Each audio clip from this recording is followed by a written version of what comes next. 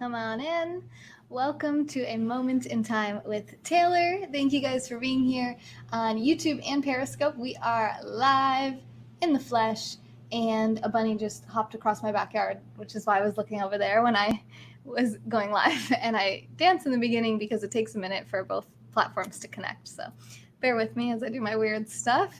Hi, thank you for being here. Thanks for making this channel possible at nextjuice.com/support, which is at the link in the profile. I appreciate every single one of you who is here, who makes this channel possible, and who supports us. And I hope that you get some really good value from today's broadcast. We're going to be talking about bonds and investments in general. So if you want to put up in the chat right now, what is your investment portfolio like? Is it 100% stocks? Is it 100% cash? Is it real estate? What are you invested in? Where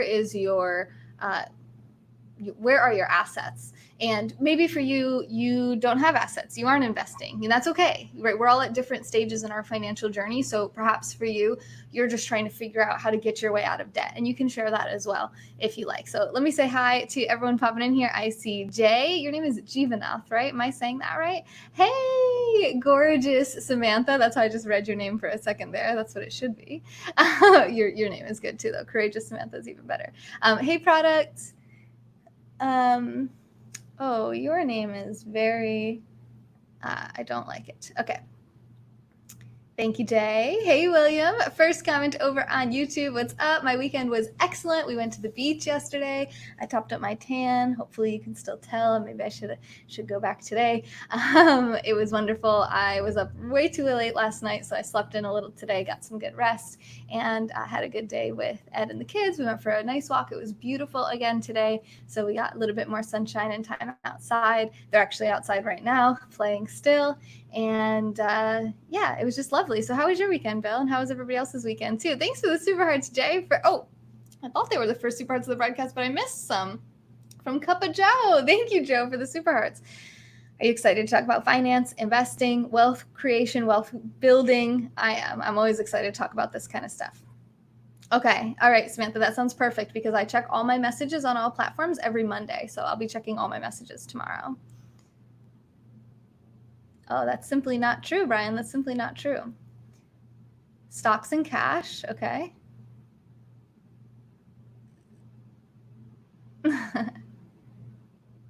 That was probably you. What was probably you? Show proof. What do you want me to open up my bank account? I'd rather not. But if you don't believe me, that's okay, Brian. I mean, I'm not sitting here saying I'm the wealthiest person in the world. I'm wealthier than I've ever been in my life. And I've simply haven't done whatever you're claiming that I've done. But I'm glad you're so obsessed with me that you think you know more about myself than I do. My 401k is a retirement age fund that gets adjusted each year to rebalance stocks versus bonds. Wonderful, Mike. I love that. So I want to know, what is your breakdown if you know? Is it 50-50, 50% stocks, 50% bonds? Because I'm reading a really great book right now, which is, some of you may know if you're interested in this type of content, which is The Intelligent Investor by Benjamin Graham. And this is the definitive book on value investing. So value investing is the style of investing that I do and talk about and practice myself. And I've only really been studying investing for a couple of years. So I'm certainly no expert. I'm not a financial advisor. I'm not certified to give you guys any advice on finances. So this is just us learning together and me sharing information I learned from different books and studies and gurus and different things that I study, mostly self-taught. Looks like we're freezing up here. Are we still live for you guys? Okay, I think it froze for a second.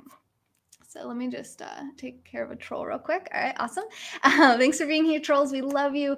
We appreciate you. And I totally love that you want to express yourself. But if you're going to bully or lie or, what's the word that I'm looking for? If you're going to commit ad hominem where you attack somebody and call them names and make up things about them rather than actually coming with evidence or data or a true valid argument, then we'll have to just let that go because it's not helping us to learn anything. So if you do have something to teach us, feel free to make a new account and come back. And I didn't block you, so you can come back on the next broadcast and try again. Brian, I hope that you will have a better day the next time we see you. show what I invested in. I'm very open about that. So my entire portfolio right now, not my entire portfolio, so most of my portfolio is really in cash, which is something that I'm working to change. Although I think I want to, not I think, but I want to move most of my cash into, not most, yes, most.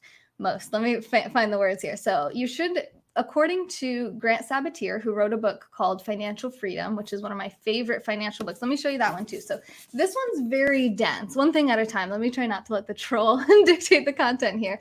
I will get to all of your comments in a moment. So this is the one I'm reading right now. I'm really enjoying this book because if you know me, you know I don't like books that are a lot of fluff. I don't like a lot of anecdotes, personal life stories, examples. I mean, examples can be helpful to illustrate a point, but for the most part, I just want the point. I just want the meat. I just want those golden nuggets that every book has to offer. And this is, whoa, it's like the whole book is a golden nugget. It's all very practical, useful, applicable information. So it says, it breaks everything down and explains a lot. Now, at the same time, it does kind of seems to assume that the readers of this book will know a lot of the terminology already. So it's a bit of a doozy, and it's something that you probably want to read more than once if you're like me and you don't necessarily know everything about investing, but you have a pretty good foundation. So this is not the first one I read. This is the one I'm reading now, and I'm only about 224 pages into it, and it's like a 500-page book. So I'm almost halfway through. So that is The Intelligent Investor by Benjamin Graham. Now, why Benjamin Graham is so important and foundational is because he is basically the mentor of Warren Buffett. And Warren Buffett, as you've heard many times on this channel, is the CEO and founder of Berkshire Hathaway, which is one of the most successful investment funds and organizations in the world. Now, his right-hand man is Charlie Munger, who I've read a lot about. I haven't read The Snowball yet about Warren Buffett, but we're going to be reading that soon as well, hopefully this year. I do try to read a lot of books every single year and share with you what I learned so that you don't have to read as many books if you're not really into that.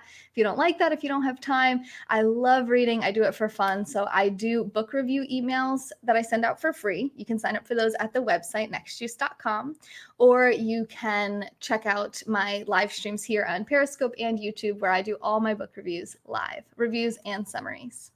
For the last years, growth investing has outpaced value investing for the last how many years. So we'll get into growth stocks. So let me go grab some of the books that I've read that I really like, in case you do like books, and so that you know kind of where my foundation is built and who I learn from, so that you can decide if you want to go with what I'm saying or not, because I haven't really come up with most of this stuff on my own. This is mostly stuff that I've kind of accrued from different studies of different gurus and different professionals, and you can make your own choices just as I do. So let me go grab some of those.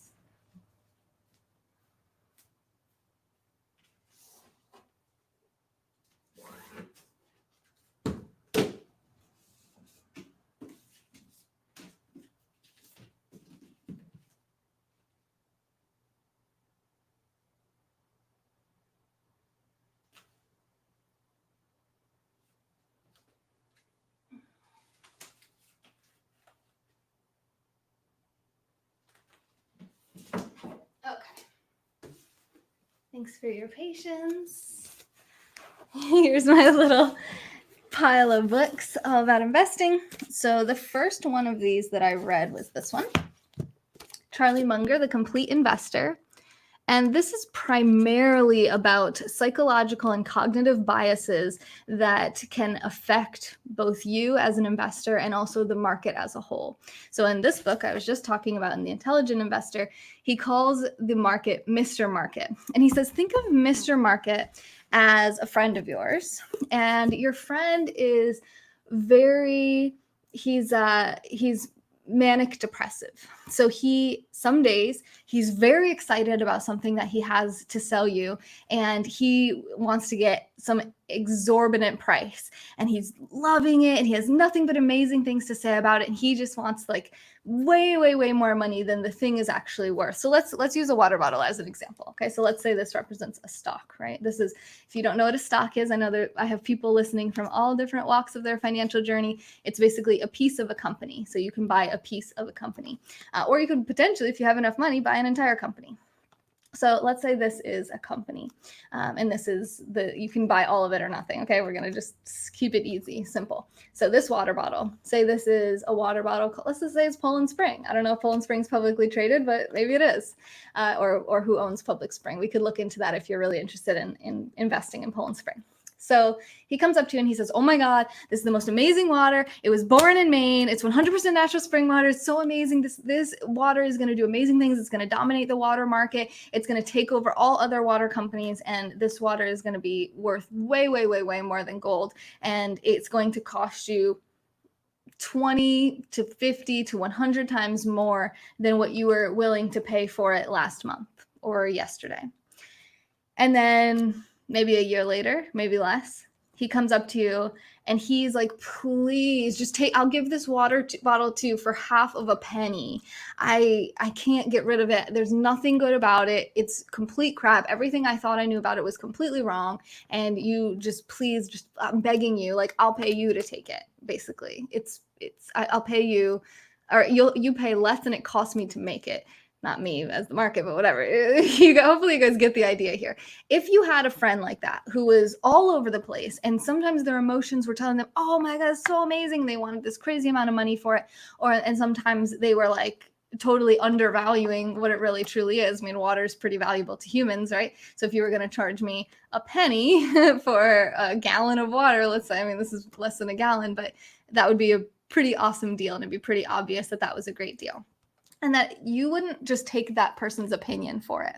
So it's important to value stocks on your own. And I know I'm missing comments, but I got a little derailed by a troll. So I'm like trying to just get my ideas out there and then we can have an open discussion. So I will read your comments. I'm paused at where I was and I'm going to catch up, I promise, as soon as I can. Good, Mark. I'm so glad to hear that. Hey, Chloe. So if you had someone like that and you were very easily influenced by them, then basically you would buy when prices were the highest and you would sell when prices were the lowest, which, as most of us hopefully know, that's the opposite of what you want to do. The conventional wisdom is that you would want to buy something low at a low price and then sell it at a higher price so that you get more money for it. Just like any business, you want to get your goods and services and products at the lowest price possible and then sell it for the highest price possible. You want the biggest profit margin. You want the biggest bang for your buck. So if you just listen to the market and you just follow the market, you're going to end up basically end up doing nothing. So you can invest in the market. So that's where that's where my retirement funds are. Right now, all of my retirement money, my Roth IRA, is in the VTI. So VTI is the Vanguard Total Market Index Fund. I believe it has about 3,000 different stocks that it owns, and it basically tries to mimic the market, whatever the market does. So when the market goes up, this stock should go up. When the market goes down, this stock should go down. It's meant to mimic and basically mirror what the market does, which on average over the last 100 years anyway has done on average about 7% return per year. Now, let me take a quick moment to just talk about cash. So why not just keep all your money in cash? Why not just hold it in your closet or under your bed or in your safe or in your bank accounts and have it, because then it doesn't matter what happens with Mr. Market, your money is always going to be there. Well, that would be nice if that were true. But unfortunately, due to inflation, your money doesn't hold its value. So it becomes worth slightly less every single year.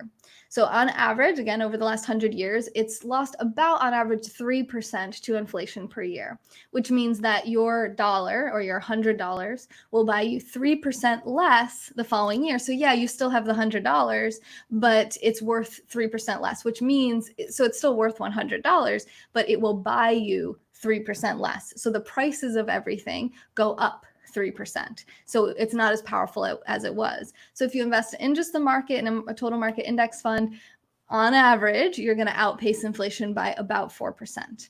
Now, keep in mind, there's still taxes. So if you hold your stock or whatever it is, your investment for less than 1 year, then you have to pay whatever you gained. Hopefully you gained, right? And we talked a little bit, I think it was recently in the past couple of days, we talked about how you could use, it was at the beach yesterday. I read a little bit out of The Intelligent Investor, and we talked about how you can use losses to offset your income. I think up to $3,000 when this book was written. Might be different today. I haven't done that personally, so I don't know a ton about it, but mostly we want to gain, right? Of course, the whole reason for us to invest in something is we want to turn that money into more money. Short-term gains, right? So a short-term gain, so if you do make money on your investment in less than a year, you pay it as typical on your normal income tax, which is a lot more than capital gains tax for most of us. Now, if you hold on to it for at least a year, then you're going to pay capital gains tax on it, which I believe last time I checked was about 15%.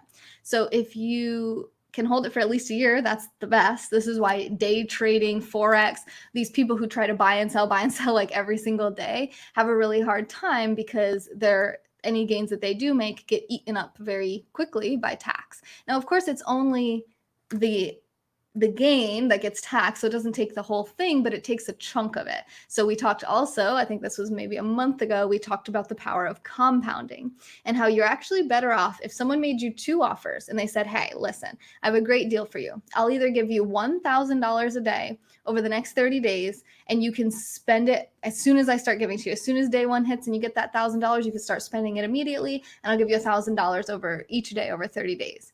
You would end up with $30,000 in that month, which for many of us, myself included, would be an amazing month. That would be about twice as of what I've ever made my biggest month in business.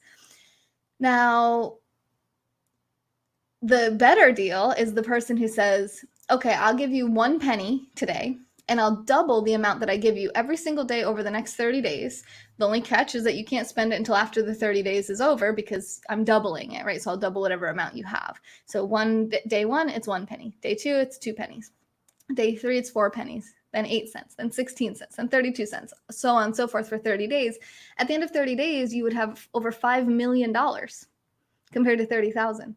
Most of us, I'm willing to venture every single person listening to this, if they were able to get $5 million in 1 month, would never have to work another day in their life, and potentially a few of their kids and their spouse also wouldn't have to work pretty much their entire lives. So that's pretty awesome. And that is the power of compounding. Now that's 100% that's a 100% increase daily for 30 consecutive days, which is very rare to find. You won't even have that, every year over 30 years, but it shows the importance of basically keeping your money where it is so that it continues to accrue, so that amount that you gain, instead of just cashing it as soon as you have any amount of gain, you keep it in there so that percentage becomes a larger and larger number over time. So that's what value investing is. Value investing is basically buying a really good stock and holding onto it for as long as you can, or as long as the company is good. So if something fundamental changes about the company, let's say a new technology comes out that is putting that company out of business, like what happened with newspapers and typewriters, kind of like old, let's say the telegram, things that were amazing technologies at first, printing press, it was like, oh my gosh, great investment. Things change, new technologies are developed, and then that business may no longer be this great, amazing business or a growth stock, as someone mentioned earlier, which we can talk about too. I'll put a pin in it. Please don't let me forget if I do forget to go back to it. So it's really important when we're making our investing decisions to think about those cognitive biases, which were talked about here in this book, which is really nice and compact. And I talked about this not too long ago when I finished his larger book.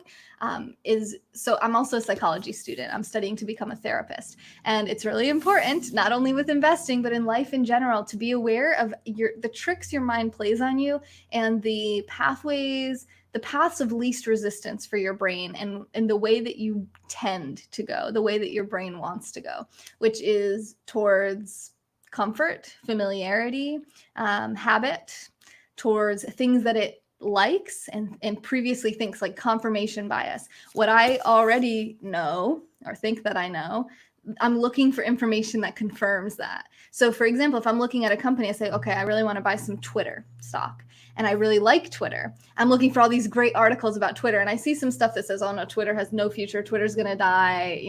Right now what's going on with Trump basically threatening to shut Twitter down. And I just kind of said, oh no, no. There's no There's no validity in any of those arguments, and I basically just file them out of my brain. They don't even exist. That's confirmation bias. You have to be able to flip your own argument backwards. So it's important. And Charlie Munger was a lawyer before he became an investment professional. So as a lawyer, you need to be able to argue the other side's case better than they can if you want to have any hope of winning. So if you understand the other side's case better than they do, then you're going to stand a better chance to you're going to have a more confidence in whatever position you take because you understand both sides. So you have to be able to kind of argue against the company you're considering buying as well. And I'm really talking probably a little bit too much about stocks right now because I do want to get into bonds. So I read that one first. I'll show this one next. This isn't the next one I read. This is actually the most recent one I read before what I'm reading now, The Intelligent Investor, which is, Buffett's right-hand man, you got it, is Poor Charlie's Almanac, The Wit and Wisdom of Charles T. Munger. Again, same guy. And this is like his whole life story, investment history, and a lot deeper information on those cognitive and psychological biases. He calls them psychological tendencies, whatever you want to call it. Just make sure you're aware of them, you're educated on them, whether you're interested in psychology or not, because it plays a role in your everyday lives and decision making. I don't know what that means, Ryan. Okay, so then the next one I read was Invested by Danielle Town. This was recommended to me by a friend of mine who's been investing for much longer than I have. And I just realized my light in front of me isn't on. So let me turn that on. So Danielle Town is the daughter of a guy named Phil Town. That's him. And he is a professional. He owns a hedge fund. He's a hedge fund manager. And he's a professional investor as well. That's what he does full time.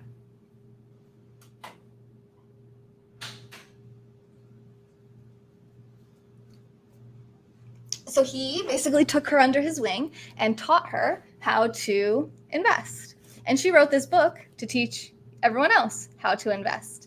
So this was a really good book because it was very basic and it was really good for beginners. So if you're a beginner and you're like, I'm interested in this, I want to understand this stuff, but I just don't even know where to begin. They didn't teach me it in school. They didn't offer any information. There were no investing classes in my college, which I understand. I'm actually taking college classes right now. Then this is a really good kind of entry-level book. It is a little bit heavily anecdotal. She does have a lot of her own personal life stories, but that also means that even though it looks like a decent sized book, it's pretty easy to get through because you can kind of flip through those parts. If you understand what she's saying and the point that she's trying to make, then you don't need to read her life story about it or her anecdotes about it. You can just skip to the next point, in my opinion. So that was a really good one. Then after reading that, it piqued my interest. And of course, I had to read her dad's book, which was Rule Number 1, Investing by Phil Town. This one's a little bit older. And he says it's the simple strategy for successful investing in only 15 minutes a week. I don't love that subtitle. I love Phil Town, but I do think that it's a little bit more, the style of investing that these two talk about, Danielle and Phil Town, is a little bit more complex than the average Joe, like cup of Joe, is going to want to participate in my opinion. So it's not 15 minutes a week. I mean, it's going to be more than that. They recommend, I listen to their podcast. It's called Rule 1 Investing Podcast. And they talk about, every single morning, you want to read what's going on with the financial news, the financial markets, and the news in the world in general. For example, you wanted to know that there was a pandemic going on, that coronavirus was a real problem that the world was facing and that it was affecting the economy. You would want to know what companies were being affected, what companies were filing for bankruptcy, especially if they were in your portfolio or if they were on your watch list for potential companies that you were going to buy. So personally, when I read the news each morning, it takes me about an hour, and it could take me much longer because I could dive in a lot deeper than that. And I know many people with the pandemic actually started watching an excessive amount of news and probably realized that you could spend an entire day consuming news and media information. So 15 minutes a day is a stretch. If you really want to be well informed, you're going to be spending at least 15 minutes a day just being informed on what's going on in the world. And then for you to check in with your portfolio each day and with the companies that you're invested in, or each week. So he says 15 minutes a week, which is crazy to me. It's going to take you longer than that just to even just click through and look and see what's going on and find news about them. And I think it's a stretch. It's kind of a catchy slogan. He wants everyone to feel like they're capable of investing. And I think that's really cool. And I love that he's so optimistic and confident in other people's abilities. I think that I lack that a little bit. I'm a little bit skeptical. And even myself, I feel like I'm a pretty intelligent person, and I manage my money very well. I'm really smart with my money. I don't spend it and waste it on things that I think are not valuable. So even myself, and I feel a little insecure in my ability to execute his strategy well. So I would say take that with a grain of salt. It is something, if you really want to, if you're really committed, dedicated to learning and growing and being really strict in your investment strategies, then it is something that you can do. I don't know if it's something anyone can do, but if you're listening to this already, you're probably at least interested enough that you have the potential to be able to do it. So actually in Benjamin Graham's book, the next page that I have to read is this investment owner's contract, where you make a contract with yourself where you say, I will invest this amount of dollars per month, every month, through a dollar cost averaging program, which is an automatic investment plan. It basically just means that regardless of the ups and downs of Mr. Market's mood, you are investing the same amount every single month. So you're averaging the cost throughout the year, or throughout however long you are purchasing that particular stock. It says, I will also invest additional amounts whenever I can afford to spare the cash and can afford to lose it in the short run. I hereby declare that I will hold each of these investments continually through at least the following date, which must be a minimum of 10 years after the date of this contract. So this is for people my age, a little bit older, and definitely younger. I'm 29. So if you're already 65, the contract is not for you. This is for somebody who's going to be investing well into the future and has basically, therefore, a larger appetite for risk, because there's so much time between now and the time that they're going to rely on this money.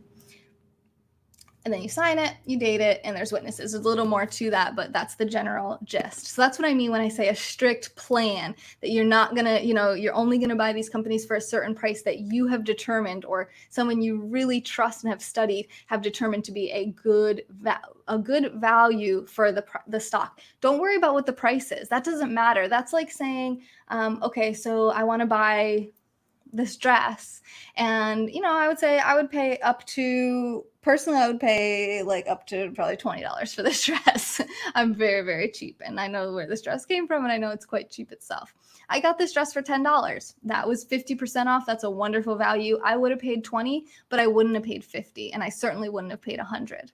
So knowing this is the price I'm willing to pay, if it's this price or less, then I'm buying it. Once you've decided that it's a good stock, like we talked about, flipping your arguments, inverting your arguments, making sure you can argue the other side better, so you're really, really confident that's a good company. It's solid, it's stable, it has a lot of competitive advantages. I've talked a lot about this in previous broadcasts, and again, I'm getting back into stocks and companies, so I'm going to go ahead and skip that. Thank you, Jordan. I appreciate the compliment. So we're gonna try to focus on bonds here. So the last book that I read, and this one I highly recommend as well, is Financial Freedom by Grant Sabater, a proven path to all the money you will ever need. And he really lays out a lot of different a lot of different ways that you can invest, where most of the books I just shared with you are really about investing in stocks, equities, or bonds, a little bit about bonds in The Intelligent Investor. So we'll get back to this one in a minute with what we're talking about, but he talks about these things and other things. He talks about retirement funds, he talks about real estate. So he talks about different ways that you can invest in this book, and a really easy to read, understandable way. And this book is very up to date. This book is from 2019. It's 2020 when I'm recording this video. So as of right now, this book is very up to date, and I found it to be very valid, and it didn't contradict anything else that I believe about value investing. And, it didn't promote day trading or, trying to find growth stocks. Let me talk about growth stocks because I said I would, and then we'll get right into bonds. So I recommend that book. That's the gist of it. So I would recommend Financial Freedom for everyone. I would recommend Invested if you're interested in investing in stocks and picking them yourself. So if you're just going to invest in the total market index fund, like what I was talking about, then you don't really need to read a lot of books about that. Financial Freedom would be enough for you. You could read that and understand what I'm talking about here. I also think it's important to read The Complete Investor about Charlie Munger, with the cognitive biases and psychological biases and how they play into your investment strategies. I don't know what that means, Mickey, but I don't think I agree with it. All right, so The Intelligent Investor. So this was really my first exposure, I would say. Maybe they talked about bonds and financial freedom, and I kind of glossed over it because I was really interested in investing in stocks and real estate. And that book, so I'm actually dating, and I've been dating for a few years, a guy who is a real estate agent and real estate broker, and he's very successful at what he does. Yet I still wasn't really interested in investing in real estate myself. When I read that book, Financial Freedom, I'm going to put it up one more time because I really, really, really encourage you guys to read this book, or at least check out my replay about it. I did a book review on this on YouTube and Periscope, and also it was in my book reviews email a few emails back. I only send that email out once every 4 months, so you only get 3 emails from me a year, and it's about all the books that I've read and what they're about. So I try to summarize, and so that you don't have to read the book if you don't want to. Hey, Matthew, but I do include a link if you want to buy the book. So that's the first book that really convinced me that I wanted to look into real estate investing. So now I'm going to circle back to the troll comment where he said, prove it, tell us what you're invested in, and was basically saying that I was totally full of it. That's fine. If you think I'm full of it, fine. You know what I mean? All humans in some sense, we're full of it. We think we're right about things. What do we know, right? We get older, we go, oh, I thought I was so right about that when I was younger, and I was an idiot. So, 20 years from now, maybe I will be like, oh, I'm a total idiot, and day trading is the way to be. I doubt it, but you never know. So there is some validity to, if you think I'm full of it, then fine. I'm doing my best here. I'm trying to be educated. I'm trying to overcome my cognitive biases. Now, he wanted me to talk about what I was invested in, so I'll do that now. In terms of cash is my predominant asset right now. I have most of my cash is in my checking and savings accounts. Now, that's not great because of what we talked about with inflation, right? Because every year I'm losing 3% of the value of that money. However, because I am self-employed and I work for myself and my income is somewhat variable, and when I file my taxes, I get to write off all my expenses, and then that is the amount, that's the tax bracket I end up in. I end up in a pretty low tax bracket. So it would be difficult for me to pursue a home loan or a mortgage from a bank because my reported income is generally lower than it would be if I was an employee. So, and it's somewhat unpredictable, right? Because it's not the exact same, like I don't have a salary and I make this much money every single year. It's somewhat, I made 80 grand one year, I made 40 grand another year. And it's kind of like, it's a little bit more risky from the way they view it. So when you are self-employed and you don't have a huge amount of income to report to them and show them as an employee or as someone who's very wealthy from their business, Mickey, thank you for the super hearts, then you basically need to pay a larger down payment or potentially buy the entire home in cash. So I'm accruing a lot of cash right now with the intention of putting that into a real estate investment under the advisement and expertise of my boyfriend, who is a real estate agent and broker and has been for 10 plus years and is very good at it. And I see him working on a daily basis and I see his results. So that's not something I can speak on just yet in terms of you investing in real estate, but he is on Periscope. If you're on Periscope right now, you can check him out. It's SJ Broker, and I'm sure he'd be happy to help you with any questions that you have about that.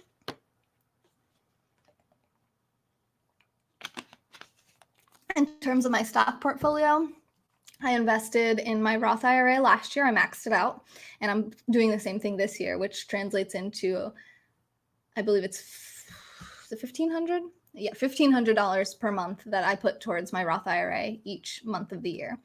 And a Roth IRA it doesn't count against your income, so I still have to pay income tax on that right now. Let me not go into the whole thing of a Roth IRA. If you're interested in that, let me know. So basically, I maxed out my Roth IRA last year and this year, and I'm putting it all into VTI right now, that total market index fund. In the end of 2017, I bought $500 worth of Twitter stock. It was at about $18 at the time. Last I checked, which was I think on Friday, Twitter stock was at about $33 per share, which is almost doubling of what I bought it for in about 2.5 years. And it's been pretty much doubled for a while. So that was a luck. That was prior to me studying this stuff. That was just, I like Twitter. It seems cheap. I use it every day. I'm a broadcaster on Periscope. I go live on here every single day. So I'm just gonna buy it. At $500, I can afford to lose $500 and learn my lesson and kind of see what the stock market is like. I got really lucky. I haven't cashed it out. It could go down. It could go plummeting. The reality is, as a value investor, if that did go down, if I still believe that Twitter is a strong company, I would just buy more. So a price going down for a value investor is a good thing. We go, oh my God, this is so great. Oh, the market's crashing. It's wonderful because now everything's on sale. Now we can buy everything when it's low. You're buying fear. And I love Phil Town's point about this, which is that you're really providing this amazing service. Some people think, oh, this is, all these people with all this money, we can kind of look at them as like evil, like these evil masterminds that control all the money in the markets. But the reality is that when everybody else is selling, we're buying, which means in a way we are putting money into the economy. We're trying to prevent a complete and total collapse and crash. And whatever companies we're buying, whatever we're buying, wherever we're putting our money, we're kind of saving that industry or that company from its collapse and it's from its demise. So it's actually a really positive thing when you're buying other people's fear and you're selling their excitement, because then you have enough money to, again, basically prevent that kind of collapse at the bottom, which I think is a really cool way to look at it. And I have never thought about it that way before. So now let's get into bonds. So I was reading this book, The Intelligent Investor, and this book, keep in mind, this book is from 1968 or 1972. I think it was 1972. It was, I think, originally to 68, and he put out another version. And that was Benjamin Graham's last version. Now, this is the revised and updated edition. So this is from 2002, which is still pretty old, still almost 20 years old. And it's revised by Jason Zweig. It's updated with new commentary. So each chapter is the normal chapter from Benjamin Graham. And then at the end of the chapter is commentary from Jason Zweig, where he talks about whether or not these things have held water over the last 30 years from when Graham wrote it. And if yes, in what ways? And he gives some examples. And if things have changed and how, he'll talk about that as well. So it's a pretty good book. And what he recommends to most average investors is to invest pretty much 50% in stocks and 50% in bonds. Now, I don't own a single bond. As of here right now, 8:33 p.m., June 7th, 2020, I don't own any bonds. And I don't know much about bonds. I'm actually learning about them mainly because of this book. And I learned some tips and tricks from this book, which I'll share with you. And then we can kind of learn together and we can kind of explore the realms of the internet and see what are bonds, what's recommended. Is it a good time to buy bonds? How has the coronavirus pandemic and the economic effects of the pandemic affected bonds? Is it good? Is it bad? And kind of see. And if you're out there and you feel like you're pretty well versed on this, I would love to hear from you as well. Maybe you even want to come on the screen here and talk with us, or just call in with the audio to talk with us. Let me know if you're interested in that, because like I said, I'm not an expert and I can't give advice about this, but I do realize that my investment portfolio right now is really completely stocks besides cash. And I want to get real estate in there, but I also am wondering, okay, should I have bonds? So Grant Sabater did talk about this a little bit with bonds, and some of my friends have as well. And some of the conventional wisdom outside of what Graham said with 50-50 is that when you're younger, you have a greater appetite for risk. So you can have a greater amount of your portfolio in stocks. So Graham would say that you should never have more than 75% of your portfolio in stocks, and never less than 25%. So he would say that you should never be at 100% stocks. Grant Sabater, on the other hand, says that would be fine. And his book's from 2019, he's not necessarily known as this like guru like Benjamin Graham is. However, thank you, Puma, for the super hearts. However, I did like his book, and I did kind of read that and go, okay, great. I'm going to go with 100% stocks because I'm digging that right now. But I do want to at least learn about bonds and see, and maybe get a little bit, especially because I'm so heavy in cash. And a lot of these bonds are much shorter term maturity than like a value investing strategy of like, I'm 29 and I am putting a lot of money into a Roth IRA, not a lot of money, but maxing out the Roth IRA.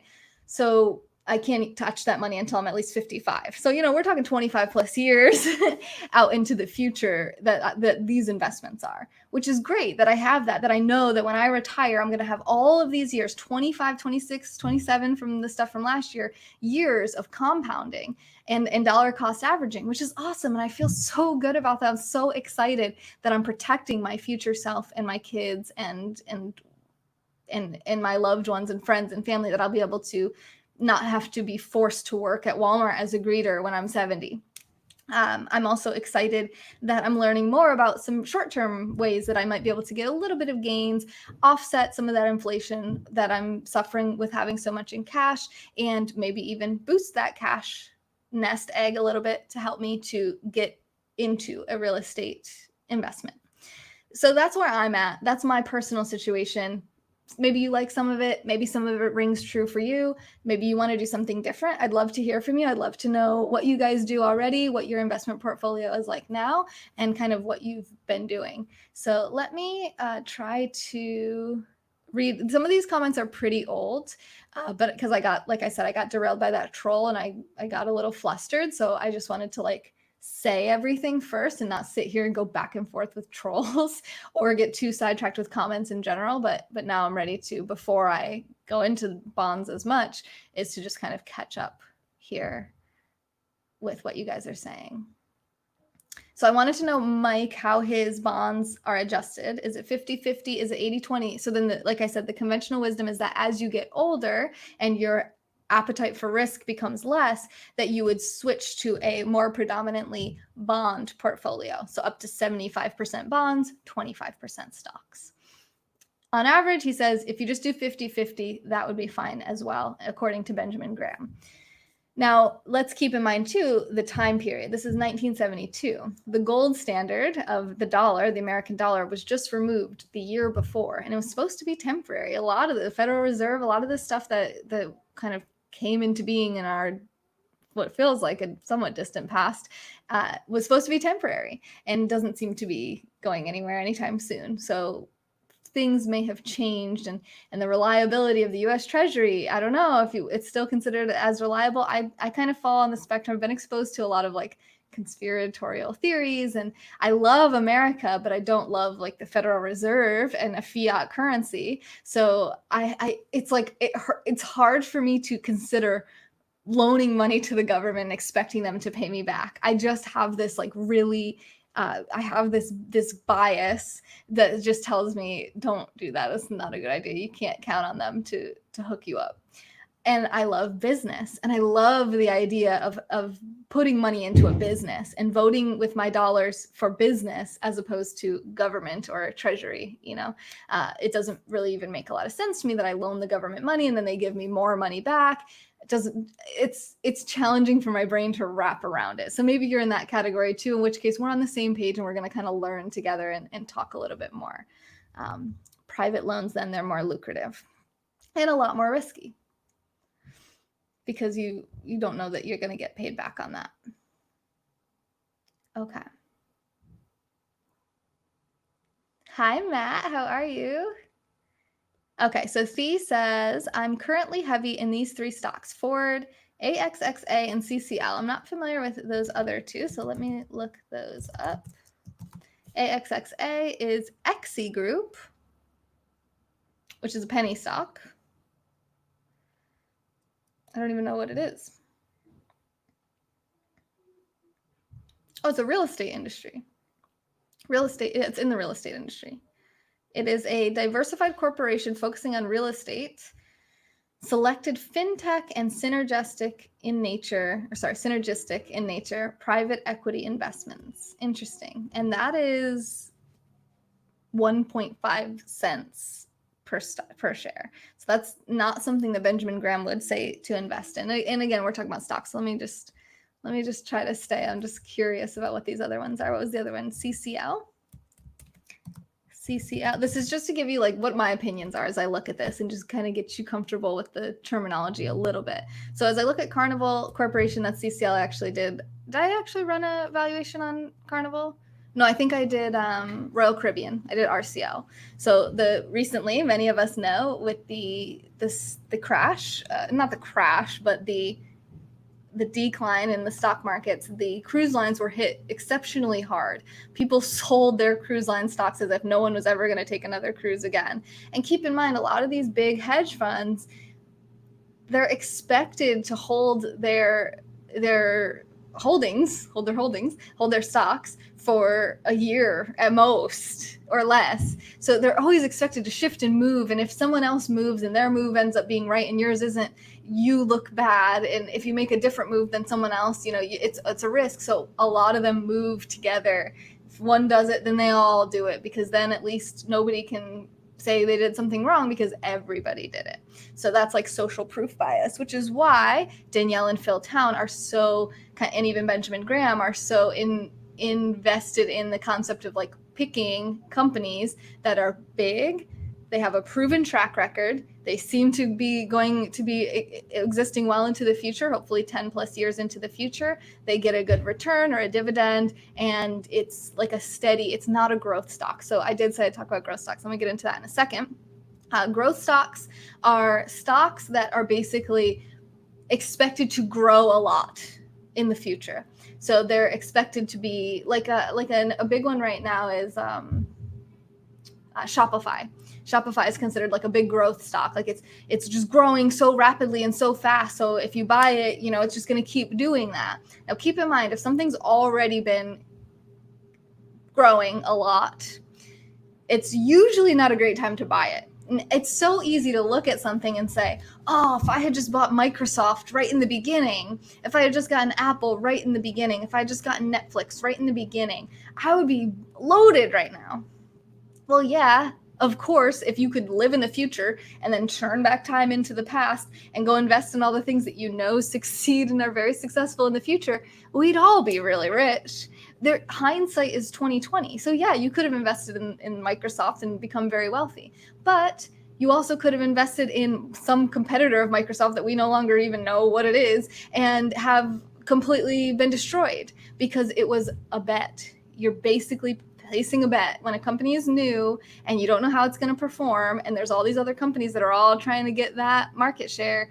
You don't know. The reality is that we do not know the future. So by placing bets, that's fine. You can do that. You can do speculative investing. You can do gambling. You can do betting. That's okay. I have no problem with that. But just be aware that that's what you're doing and make sure it's a very small portion of your portfolio that you do that with. I think Benjamin Graham says no more than 20% of what you're willing to put into the stock market would you be willing to risk. 20% is the max. Like, you don't want to gamble with more than 20% of your investment, because that means that you could potentially lose that 20%. So would it have been better to compound it at 7% per year with a total market index fund for the next however long? Or would it have been better to, maybe 10x, 20x, 100x your initial investment?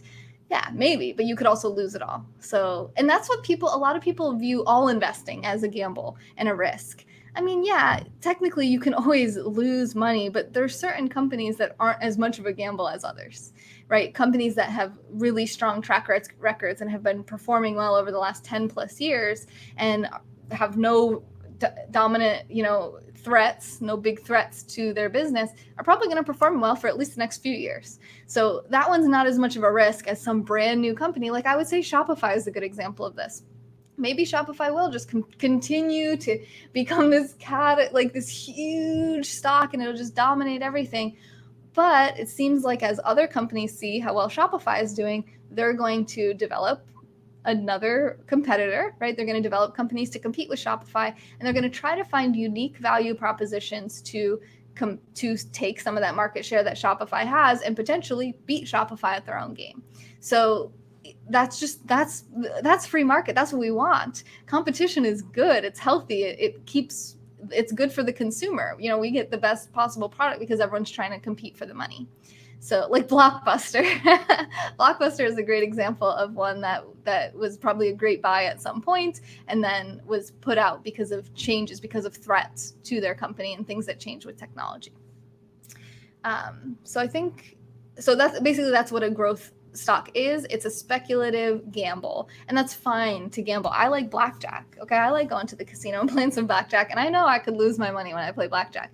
I feel like the risk is a little less than something like roulette or craps, but I still, it's like I don't bring all of my money to the blackjack table. I don't empty out my savings account and go play blackjack. No, when I play blackjack, I don't think I've ever risked more than $200 in a blackjack game. And when I lose $200, I am so upset. And it's silly because $200 is a very teensy little tiny bit of my net worth, but it's like, you know what I mean? I realize that I could lose it, but I don't want to, because we react really strongly to loss, which is why it's so tempting to sell a company when it decreases in price, because we look at that and we say, oh my God, I've lost all this money. You haven't lost anything until you lock it in by selling it. So it's really, now if something obvious has happened, right? You have Blockbuster and you didn't realize what was happening, what was coming, and it plummets and you're just like, damn. Eventually, yeah, you're gonna have to lock that in. Like, Blockbuster's not gonna make a comeback. Like, it's not gonna all of a sudden be it could, right? It could be inventive and come up with something, but it didn't. And it went away. And yeah, it was a true loss, right? It didn't make a comeback. But there's times when for some reason, some little bit of news or something, actually, I was surprised how Twitter stock responded to the recent issue with Jack Dorsey and Donald Trump and kind of putting these like fact-checking advisories on his tweets. I thought that might make Twitter's stock plummet. It didn't seem to do that. It didn't seem to have much of an impact at all. Maybe even seemed to go up a little. I didn't actually look at all the days leading up to that. But when I checked on Friday, it was worth $33. And I was like, I mean, that's like a no change. I mean, it might even be up. I'm surprised about that. The market is not always efficient. There's a EMH, efficient market hypothesis, which says whatever the market says the price of the product is, that is the true efficient price. It's the perfect balance between supply and demand, and that is just not the case. Now, all in all, overall, over a long period of time, the market does actually make pretty good decisions about what the price of a company should be. But there's things called bubbles where prices just skyrocket and they're just unreasonable and they pop, and then everything goes back down to a more reasonable rate. And there's times where everybody just sells everything because it's something like the coronavirus pandemic, and all of a sudden everything's on sale because these companies are insulated from something like this to some degree. Bigger companies more than smaller ones, which is why Graham is such a big fan of bigger companies. And you can see that I love to talk about investing in stocks, and we still are having a hard time getting to bonds. So let me try to catch up with these comments here. Okay, so Labio says, bonds are low payback, but something better than just bank savings. Exactly. So bonds they're small interest rates, but they're supposed to basically offset your risk of your loss due to inflation, and it's an alternative to cash. So it's still an investment, right? Because you're putting your cash into something else so that you can get a little bit back. So basically what you're doing is you're loaning the government. Government bonds are very common. They're considered to be some of the most secure. There's also corporate bonds. There's other types of bonds. The idea is that you loan money to an entity, usually a quite large entity, and then they pay you back after a certain agreed upon time at a certain agreed upon interest rate. Typically, there's either a fixed interest rate where it's like this is the amount that you're getting no matter what, or there's a variable interest rate that varies with the interest rates of basically is it like the Federal Reserve with the government? Corporate, I'm not sure how their interest rate variables, like how they determine what the interest rates are going to be, but they can kind of ebb and flow and go up and down. So they basically pay you a little bit of interest for loaning them the money for a project or a piece of equipment or something like that. Anyone can read books. Yeah, I wish more people read books like you, Brian. Okay, so Min was the comment about growth investing. Yeah, so, and that's something like I was recently reading that they were like, oh, Berkshire Hathaway like has failed to outperform the market over the last, I forget, it was like 2 or 3 years or something like that. And you're just like looking at that and seeing, this is exactly what I'm talking about here. You know, they could have 30%, they could have a 30% increase in a year and then compound that year over year. I mean, their average could be 20 to 30% for 50 years. And then they have like 2 or 3 years where they're not outperforming the market because Berkshire Hathaway, this is Warren Buffett and Charlie Munger's company, they held a lot in cash. They really they weren't really making a lot of big moves. They're investing. They're playing this waiting game. They're basically saying, this is what they say when they hold on to their money. They're basically saying, listen, everything's really overpriced right now. I'm not going to buy anything. I'm going to sit here and I'm going to wait, and I'm going to lose maybe 3% of my money to inflation. Maybe they're doing bonds or something like that. And it's fine because the amount of money I'm going to make when this corrects itself and I have all this cash sitting here ready to just flood into whatever companies I'm waiting to see that decrease in, then it'll be fine because the amount that I'm going to make then is going to far outweigh the 3% loss that I had over 3 years or whatever it is, So I think that's what they think they're doing. Who knows, right? They could have lost their touch or whatever, but that kind of seems to be like the sentiment. But I find that pretty hard to believe. But I also tend to think the way that they think. So Jerkface says Bitcoin. You can invest in Bitcoin if you want, but I would say that's also very speculative. Still live. Okay, yeah, I had a weird freeze. It froze on my end, but we're good. Okay. Whoa. Okay, I missed a lot of comments. I'm so sorry about that, you guys. Whoa. Oh my gosh. Okay. I also forgot about my real estate and cryptocurrency. Yep. Those are parts of your investment portfolio as well. Thank you, Yama. Roth is so much better than a regular IRA. So there's pros and cons, right? So a Roth IRA, I'll talk about it since someone did bring it up. A Roth IRA is so IRA stands for Individual Retirement Account.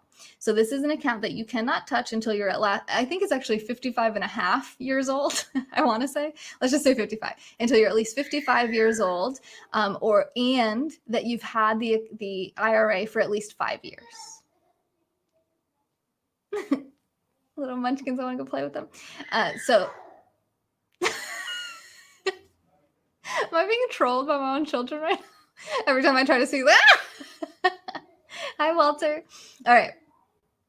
So an IRA, individual retirement account. So you can't touch it till you're 55 years old and you've had the account, or you've had the account for at least 5 years. So if you are 60, and you start investing in a Roth IRA, you have to have it for at least 5 years before you can cash it out. Now you can always cash it out early, but there's a penalty. So you'll pay a penalty. I believe it's a percentage, it's probably a percentage of the money that you basically have to, you lose it. Maybe you've made some amazing gains over 1 year and you don't care about losing the little penalty and you want to just cash out, whatever. But you can trade within the IRA. So you don't have to cash out and then cash out the IRA, take the penalty, and then go back into an IRA. You can switch. So you can say I'll use Twitter as my example because I use them a lot. Say I own a bunch of Twitter and then I decide, ooh, Trump's going to shut Twitter down. I don't like this. I'm not here for this. I'm not interested in it anymore. And I don't like what they're standing for and what kind of stance they're making. Maybe I love Trump and I'm like, I want to have his back and I don't want to own this company. So I decide that I'm going to sell it out and buy something else with it. Now you can do that within the IRA. So you don't have to take the penalty. You basically just make a trade where you say, okay, I don't want this anymore. You go into cash within the IRA for a little while, and then you buy something else with it. And there's no penalty for that. There might be charges for the trades. So depending on what you're buying and selling and what brokerage you use, there's usually somewhere from I would say $3 to $5, maybe even $6 in some cases, charge every time you buy or sell. So you have to be really aware of the fees and charges that you come into contact with this, because it can really quickly eat up your gains. So the difference between Roth and regular is that a Roth IRA, you're investing money that you've already paid income tax on. So whatever money I make this year, I invested into my Roth IRA. I can put a maximum of $6,000 into my Roth IRA this year because I make my adjusted gross income is less than, I think it's 70,000 per year. And then if it's higher than that, if it's between 70 and 100 or 200, I forget the amount, then you can invest into a Roth IRA, but less. It's maybe 5,000 or something. And then if you make more than 200,000 or 100,000, I forget the cutoffs because I'm not there, right? I only really remember the information that's pertinent to myself. But if you make over a certain amount, then you can't invest into a Roth IRA at all. And a traditional, or what he calls regular IRA, is the same, but you can invest a lot more into it, and you count it against your income from this year, and then you pay income tax on the gains or you pay tax on the gains when you cash it out. Now, it's a Roth IRA is preferred for most of us, like what Will is saying, because we are typically what we hope to be is at a lower income tax bracket now than we will be in the future. We hope that we're making more money in the future, so therefore we would be paying a higher level of income tax. So we want to make sure we pay, if we have to pay the income tax, we'd rather pay it now than later at a higher rate. Make sense? When is next year's going to be publicly traded? Probably never. That's my guess, but who knows?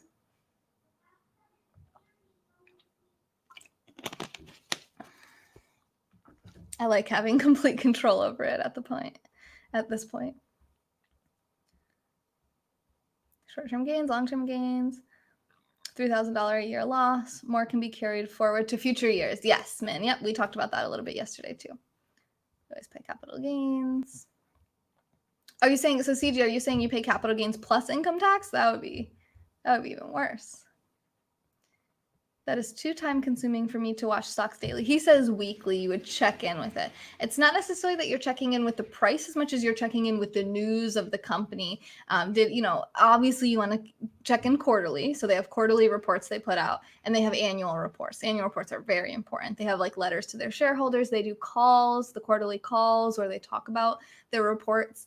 These are all important to be aware of if you're going to own a company individually. Now, if you're just invested in the market or you're invested in bonds, you're not really tracking it. You know what I mean? You're kind of like, that's why you have a fund that you're investing in, because you're letting them handle it. And in exchange, as a fundamental belief of these guys is that you're going to stand to gain less when you're not intimately involved in what you're doing, because who's going to care about your money more than you?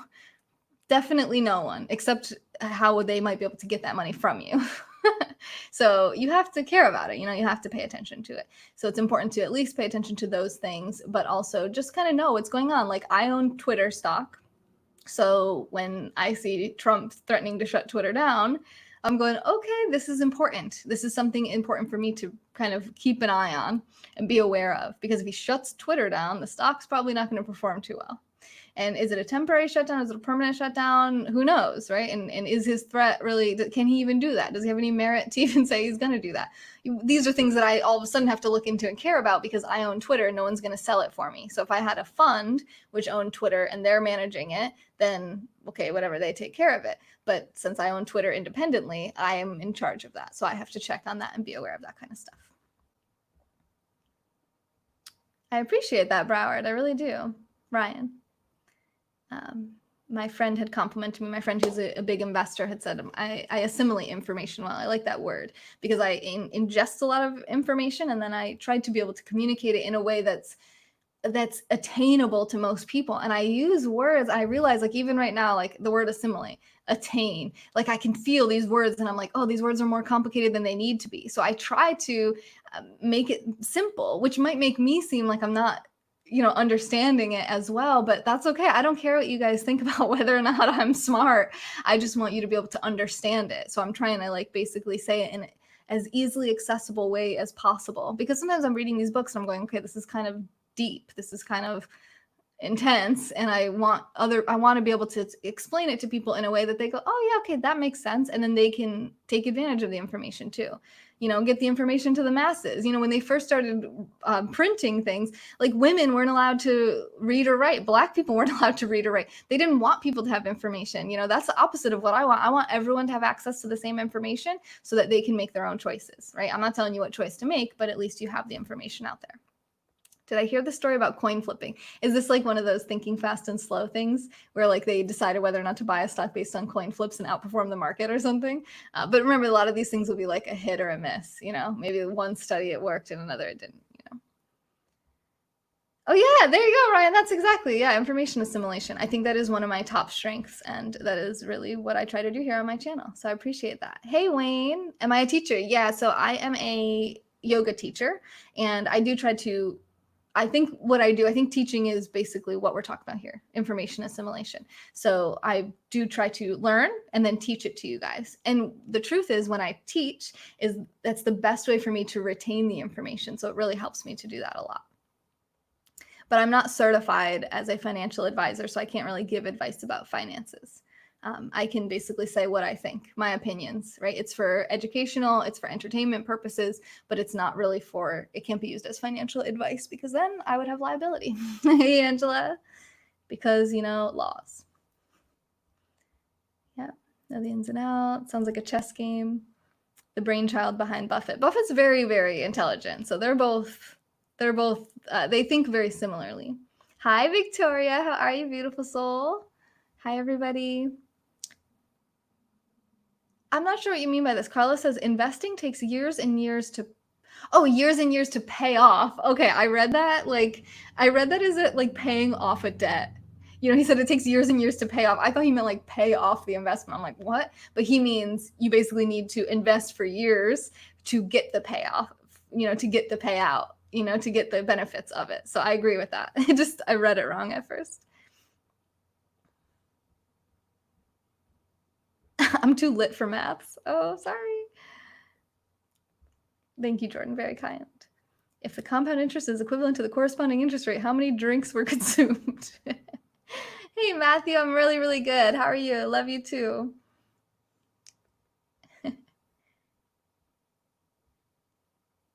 Do you also charge for financial advice? I cannot. What's the difference between stocks and bonds? Okay, so we talked about that. If in case you didn't hear me, so a stock is a piece of a company that you can buy, or a bond, whereas a bond is basically a loan that you make of your money. So you're not buying something. I mean, you're buying the bond, but it's viewed more as a loan. You give that money to the government or the corporation, whichever entity you're trading with, also sovereign governments. And you could do like foreign bonds. And then they pay you back what you gave them plus interest, which is usually a lower amount than what people hope to gain from the stock market, but it is considered less risky because it's a guarantee, especially if it's a U.S. Treasury-backed bond. So it's like the U.S. government says, yeah, we're going to do this. They're pretty reliable as opposed to maybe some, like junk bonds. Junk bonds are something that you probably heard about, didn't know what it was. It's basically like, there's no real way to know if you're going to get your money back on this. It's very volatile. So you might, and you might not. So it's risky. It's more of a gamble or a speculation. Yeah, see, so Chloe said she's never heard about bonds, right? And Chloe is 19 years old. So if she starts investing now, she's going to be way wealthier than all of us by the time she reaches retirement and probably even before that. Interesting. So Fern says bonds are a major reason for this depression. And I love your profile picture. And I'm curious why you think that is. Hey, Black Lion. Good to see you. Hey, GC. I love you too, Chloe. So this person says time is different now. Stocks are not the option. It depends. It depends on the price, right? It's not, you can't just say stocks are not a good buy right now. That's not something that could ever be said because every company is different. And if you've priced out, so I've done a lot of this on this channel. I've done a lot of stock valuations where I've looked at all the different numbers and pulled them off the reports, put them into a spreadsheet and said, okay, this is the price that I would be willing to pay for this company. And then I go look at the price and I say, nope, too much every time. There was a couple times where I said, okay, actually, I think with Apple at one point was below the price that I said it could potentially be worth. And I was like, oh, do I really want to buy Apple? I don't know. I'm very picky about things in general. Even Twitter. I own Twitter. I don't own all of Twitter, obviously, but I own a little teensy chunk of Twitter, and I have had it for a few years, and I really loved it then. And even now, I'm kind of like, sometimes I ran some Twitter ads. It wasn't super intuitive. Periscope is totally neglected by Twitter, and I think it's one of its most. I would say that it's its highest. It's its asset that has the highest potential of its assets, and they just don't focus on it at all. If you ask them a question about Periscope and email them, you may never hear back. Your account on Periscope might get shut down for no reason whatsoever. Twitter gets a lot of criticism for silencing people on the right and conservative political beliefs. Now we see them doing this to Trump, and now they're being held accountable to do it to all world leaders. So it seems to me like their priorities aren't really straight, and the management to me is really, and this is right, I'm biting the hand that feeds by saying this. And I took a risk like this before. I said something I thought about Periscope was doing before, and they took $4,000 from me for a supposed other break of the terms of service that I had. Who knows? Maybe they'll watch this and all of a sudden my account will be shut down. That would just prove the point that there's a problem here, right? That it's not being handled well. It's not being managed well. So that to me is a little bit hard. Now I make all of my money from Periscope, not from Periscope, the company, but from using their app. So they make it available. You guys support me. And that is amazing. And it works out really well. So I love Periscope and I still use it every day. I wish that it was getting the attention from its management and from its owners that it deserves. And I don't believe that it is. So that makes me not want to own it very much. It doesn't really make me want to buy more. And I look at the price and I say, I've almost doubled my money. Maybe I should just sell it and move it into the market. So your opinions on companies can certainly change as well. Hey, Kristen, how are you? Marsha, hi. It's good to talk to a financial advisor. It's okay to talk to a financial advisor. I would suggest being very, very cautious about paying a financial advisor. Hi, Bob. How are you? Bob's over on YouTube. Netflix happened to Blockbuster, yeah. Can't deduct a Roth, right? Yep. So that's why you pay the income tax. Yep, you got it. A 10% penalty. Okay, thank you, man. Yeah, so if you do cash out early on your IRAs, it's apparently 10% penalty. Is it the same for 401ks? Does anyone know? I'm not an employee, so I have no clue. Robinhood is free to trade stocks. Yep, a lot of people like that. I'm very wary about Robinhood. Why is it free? What are they doing? Just mining my data and selling it to companies? There's no reason it should be free. It's the same thing as Google. Like, when nothing in life is free, there's no way they can manage the servers and do all of this for free. There's something that they're getting from you from this. When you set up a Robinhood account, I think you have to take a picture of your license, maybe your social security card. I mean, I don't know. You're probably putting your information in there, and it's like, I don't know. It just makes me wary. That's all.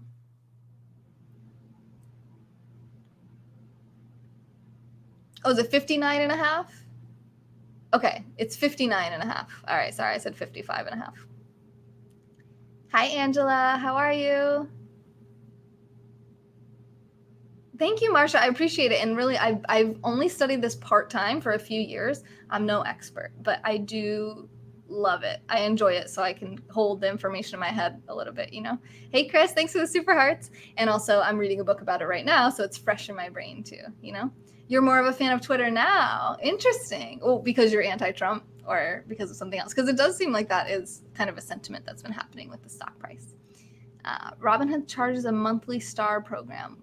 What's a star program, Mark? Hi, Mark. Me and Mark met out in San Francisco. Okay. Or was it LA? I think it was LA, actually. Bonds.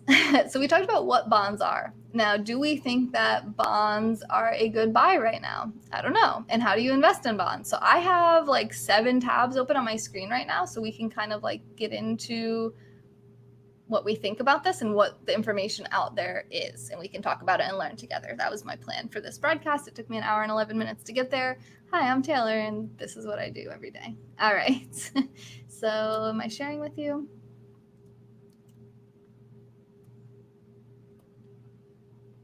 All right. So we have how to invest in bonds for beginners. Click in there. How to invest in bonds. Oh, is this the same kind of thing? Okay.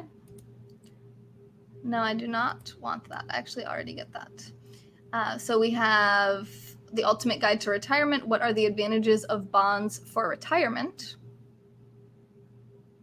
You got into bonds in your 20s. Wish you would have held on to them. Interesting. Let me put that up here.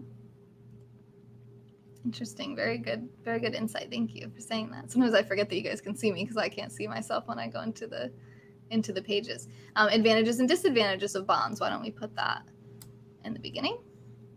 And we'll put this up here as well. Now, this is more recent information. Should you buy bonds right now after the coronavirus crash?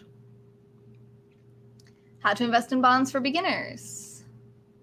This is all kind of the same thing here. And then, oh, that was me looking at Carnival. Okay.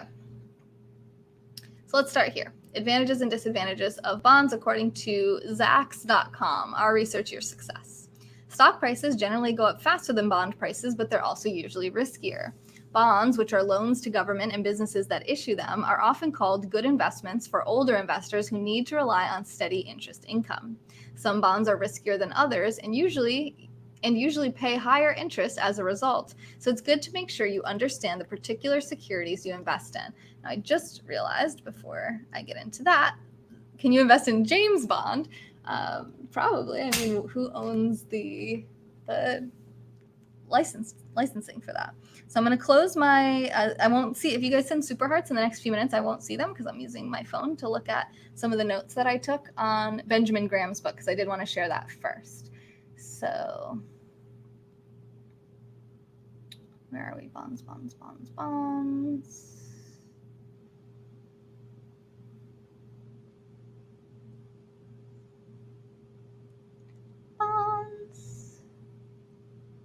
Okay.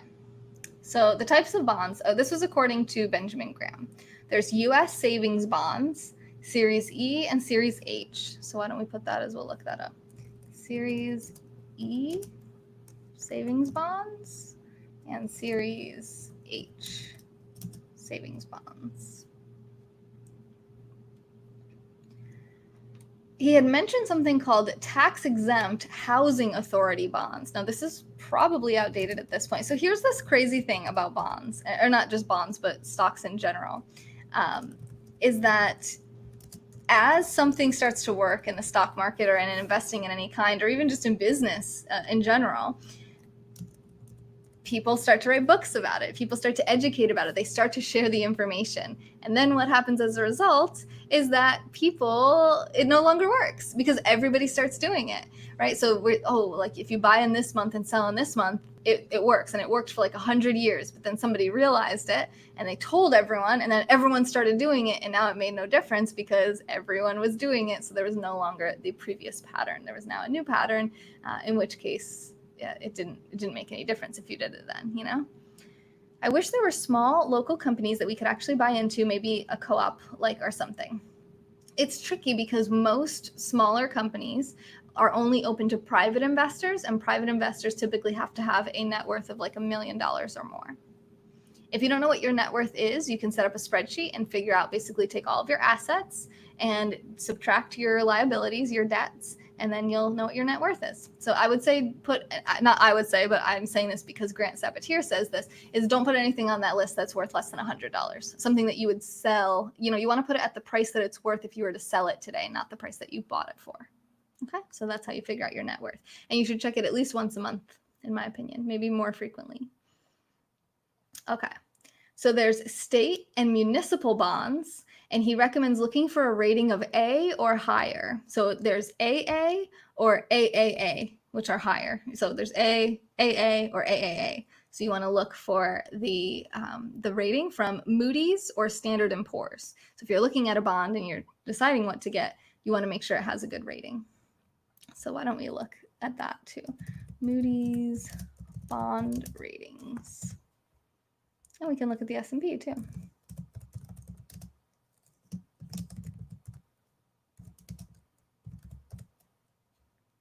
If you didn't know that S&P stands for Standard & Poor's, now you know.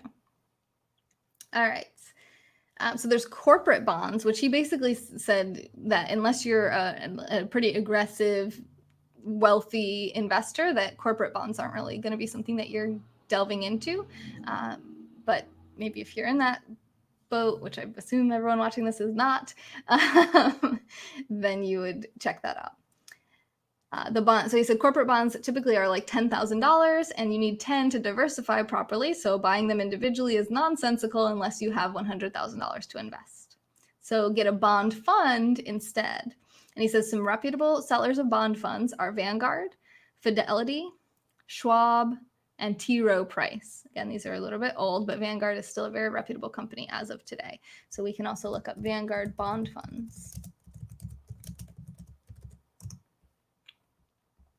I love this kind of thing. I know that like I'm losing a lot of you because you're like, it's so boring, but making money is not boring. Getting wealthy, being rich, how is that boring? I'm always surprised at how few people are interested in this type of content that I do, because I'm like, you realize this is like your key to your freedom. You know, this is like, there's nothing. I think Ty Lopez, is Ty Lopez? I don't know. There's somebody who calls money, he calls dollars, freedom units. I love that so much because that's exactly what they are. You know, money might not be able to buy you happiness, but it certainly increases your freedom. Just to be clear, bonds and bondage are in no way related. Correct. Well, I mean, okay, let's just, all right. Most investors will prefer intermediate year bonds, which are relatively steady despite interest rate variation.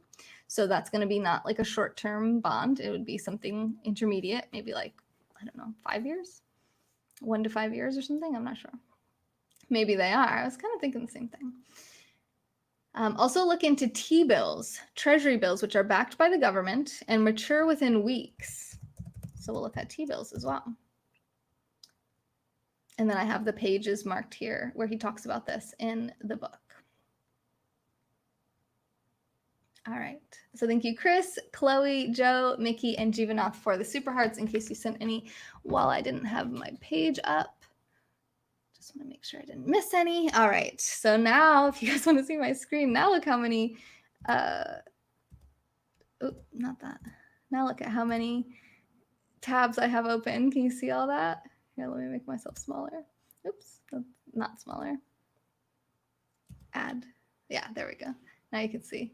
1, 2, 3, 4, 5, 6, 7, 8. Is there an 8? 8, 9, 10, 11, 12. All right, good stuff. Okay, so where shall we begin? Let me make myself bigger here. Okay. What's the goal here? To learn about bonds and see if we should get some. Okay, so advantages. Bonds offer safety of principal and periodic interest income, which is the product of the stated interest rate or coupon rate and the principal or face value of the bond. Bonds are ideal investments for retirees who depend on the interest income for their living expenses and who cannot afford to lose any of their savings. Bond prices sometimes benefit from safe haven buying, which occurs when investors move funds from volatile stock markets to the relative safety of bonds. Conservative, right? Usually part of a well-balanced portfolio. So what percentage do you like? I like that comment. Let me pin that on up here. Zeke, what percentage do you like, or what do you have if you want to share with us that you would say would be a good amount? Like I'm 29, so I am 100% in stocks right now, well, and cash, but I don't really want to have any bonds, but Benjamin Graham says you should never have less than 25% of your portfolio as bonds. And I'm like, so what do you think? What say you? All right, so governments and businesses, issue bonds to raise funds. We know. We get it. Credit rating agencies, they rate them. Yep, we get it. Disadvantages include rising interest rates, market volatility, and credit risk. Bond prices rise when rates fall and fall when rates rise. So I have a question. So hopefully some of you guys are out there that are pretty knowledgeable about this. What rates are they referring to when they say that? Okay, so Zeke says says 10 to 15% for a conservative ratio of bonds. I like that number better than 25%, as you can imagine. I wonder which country offers the best bonds outside of the USA. That's a good question. Yeah, I'm not sure. You should not hold a percentage of bonds. It depends when you need the money. Well, here's the thing. So CME, I don't know if you were here earlier. I was talking about my own personal situation where I have quite a lot of money in savings. And I realized that I could just put, so you should have, according to Grant Sabater, between 1 and 6 months worth of rainy day funds. So however much your expenses are, which you should know, and if you don't know, go find out, go look at your last year of expenses, your bank statements, credit card statements, whatever it is, figure out how much you spend on average per month, and that's your monthly expense rate. So, and don't forget to factor in, Christmas shopping and all that, all of your expenses in a year. How much do you spend each year? So, you should have at least 1 to 6 months that can stay in your savings, right? Or wherever you want to shove it under your bed or whatever in cash. And then outside of that, I could put all that money into the stock market. However, I want to get into real estate investing. So my boyfriend is a successful real estate broker and agent, and because I'm self-employed, I'm a live streamer full-time, I don't have a high adjusted gross income rate. So I can't get a mortgage very easily. So therefore I need a large amount of cash for a down payment or maybe even to purchase the house completely. So a way to offset inflation for my cash and potentially create a tiny little bit more cash to put towards that is the reason I would consider investing in bonds. The 3 to 6 month emergency fund from Dave Ramsey. Yep, that's exactly right. You got it. You have 12 months. Yeah. I have way too much. I have like 2 years. Fixed rate bonds. So you're saying you like fixed rate bonds, Zeke? I would assume that would be best, right? You can share your method. Do you want to come up on the screen? Let me know if anybody wants to come in or call in audio. I'll show you how to do it. I made you curious about T-bills. All right, you want to let's cut ahead to T-bills. You guys got me all excited now here too. All right, let's check. Let's check. Oop, that's the wrong one. Here it is. Okay, T-bills. A Treasury bill, T-bill, is a short-term U.S. government debt obligation backed by the Treasury Department with a maturity of 1 year or less. Treasury bills are usually sold in denominations of $1,000. However, some can reach a maximum denomination of $5 million in non-competitive bids. Okay. These securities are widely regarded as low risk and secure investments. The Treasury Department sells T-bills during auctions using a competitive and non-competitive bidding process. Non-competitive bids, also known as non-competitive tenders, have a price based on the average of all the competitive bids received. T-bills tend to have a high tangible net worth. Oh yeah, Josh, okay. REIT funds, if you're interested in real estate. I don't want to invest like that. I would want to, I'm actually talking like having a property, actually having a property and having tenants. Basically being a landlord. But I have looked a little bit into REITs, but I do want to basically explore that and see if I enjoy managing properties. You hold 12 months in cash, 1 year of expenses in a low risk income fund, 2 years in a moderate risk fund. Interesting that you consider that amount. So how often do you adjust as the prices change? Why are the kids awake? Okay. Key takeaways. Yep, we got it. They're doing key takeaways for 2 paragraphs. Anyway, they issue them to fund various public projects such as the construction of schools and highways. When an investor purchases a T-bill, the U.S. government is effectively writing an IOU. Yeah, just like a bond.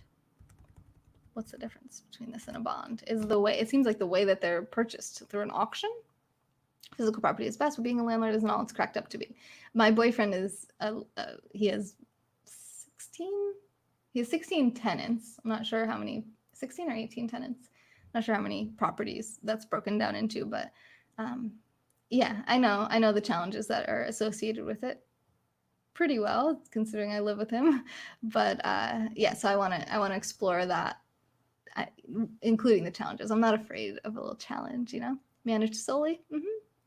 I just moved dividends and distributions to equity when the balances get too high. To equity? Do you balance it out though? You balance, so like you would sell some of them out to keep that at the 1 year and 2 year rates. This house I'm in increased $17,000 in value. Is that normal? Probably $2,000 to $3,000 a month in appreciation. I mean, it seems like you got it at a good value. You don't need to sell. I'm not saying sell to cash. I'm saying like sell and transfer into the different funds, right? Because you're saying, like, for example, if I wanted 50% stocks, 50% bonds, and then my stocks went up, so now it was like 70% of my portfolio, I would have to sell off enough of that to get it back to 50-50. You get what I'm saying? So like you're saying, you know, you have 1 year of money here, 2 years of money here. Well, those amounts are going to change over time, right? Depending on how they perform. So then you would need to shift those funds to keep that balance. Okay, some holders may wish to cash out before maturity and realize the short-term interest gains by reselling the investment in the secondary market. Reselling it. Bought at $135K in November. Cool. T-bills can have maturities of just a few days or up to a max of 52 weeks, but common maturities are 4, 8, 13, 26, and 52 weeks. The longer the maturity date, the higher the interest rate the T-bill will pay to the investor. T-bills are issued at a discount from the par value or the face value of the bill, meaning the purchase price is less than the face value of the bill. For example, a $1,000 bill might cost the investor $950 to buy the product. When the bill matures, the investor is paid the face value, par value of the bill they bought. If the face value amount is greater than the purchase price, the difference is the interest earned for the investor. T-bills do not pay regular interest payments as with a bond. Okay. But a T-bill does include interest reflected in the amount it pays when it matures. Interesting. Okay. So you know exactly how much you're going to gain when you buy it, whatever price you pay for it. The auction thing is confusing to me. So there's just like a certain amount, like was it first come, first serve? Like, you know, whoever's willing to pay the most for it. At this rate, house might double in value in 15 years. Cool. That'd be awesome. Only if you hold it, the market value adjusts. Well, yeah, you would want to hold it to your maturity date. I mean, I would assume, yeah. You don't want to like, I would think that you would not want to, is it going to stop if I do this? No, sorry. You don't want to like put money into anything, a bond or a T-bill, or definitely not a stock, that you can't like wait until the maturity date to have. You know, like if you're like, oh my God, like I need that $1,000 now before I thought I would need it, like that, it just to me just indicates a lack of planning, a lack of forethought, and putting too much into risk. You know, I have ETF. Yeah, I have a VTI. I hold mostly VTI, but we're talking about bonds, Zeke. Bonds. You're just like me. It's like all I want to talk about is stocks. We're trying to talk about bonds here. Well, actually, right now we're talking about T-bills, which is a little different, but risk and planning. Yes. If you fail to plan, then you plan to fail, right? The interest income from T-bills is exempt from state and local income tax, but it is subject to federal income tax. Boo. Boo. What about bonds? Is that the same? Okay, wait, I want to know about the secondary market. Previously issued T-bills can be bought on the secondary market through a broker. New issues of T-bills can be purchased at auctions held by the government on the Treasury Direct site. Yeah, I'm going to need to go over there and see that right now. All right, Treasury Direct site. No, I did not mean to click that. I meant to click this. TreasuryDirect.com. T-bills.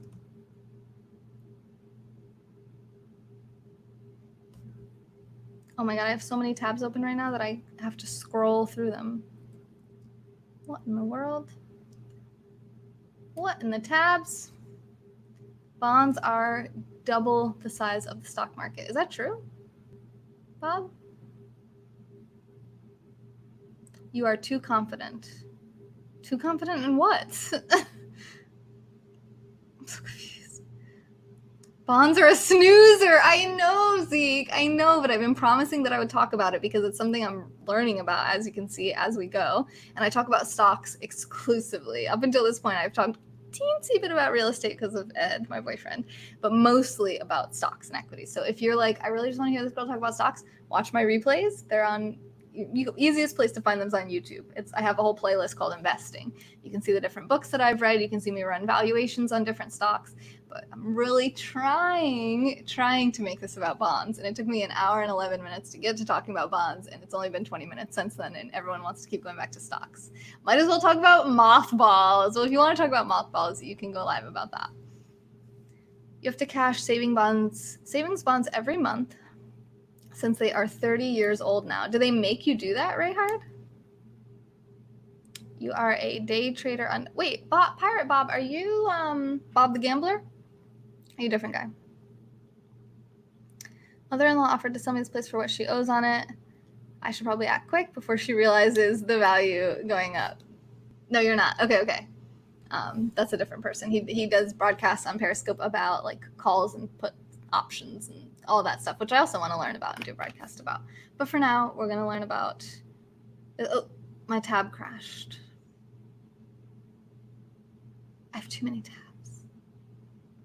Not only do I have so many tabs open, but I'm also streaming from the browser, so it's freaking out.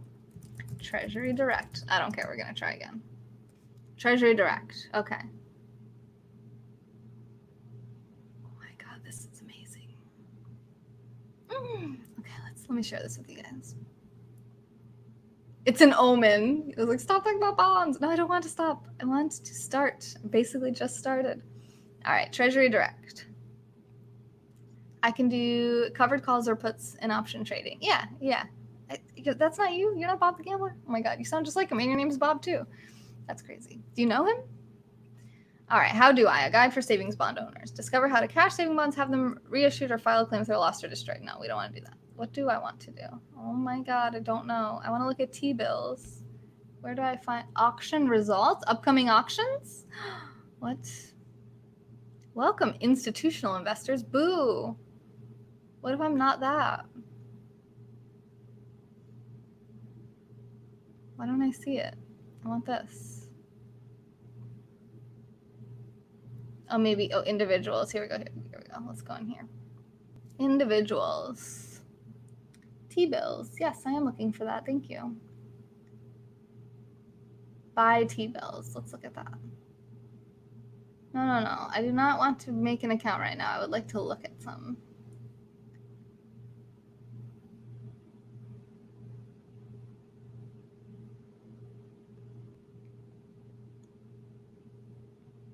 I might not be able to. I might have to make an account first. Learn more about frauds, phonies, and scams. Phonies. Learn about phonies. Yeah, like Taylor bills. Interesting, Bob. Once they fully mature, you are required to cash them. Okay. Do I know Kenny Rogers, the gambler? Kenny Rogers. Metal detectors, some white Velcro walking shoes, and buy bonds. Okay, that sounds fun because it sounds like I'm going to be at the beach, and I love the beach. Hi, Ben. Yay, Ben's favorite streams. They're being so mean to me. They say it's so boring, Ben. They want to talk about stocks. They don't want to talk about bonds. And I understand. I know. I want to talk about stocks too because bonds are very boring, but we need to know about everything, all of our options. Okay, we're putting them on the table, and I don't know a whole lot about it. So I shared what Benjamin Graham, I was going to say Ben. Thank you, Ben, for the super hearts. I shared what Benjamin Graham had to say about bonds and how much of your portfolio should be in bonds and what types of bonds you might want to do, like a bond fund and things. And then we opened up 13 tabs and we're going through them very slowly. Gotta know when to hold them. Know when to hold them some more.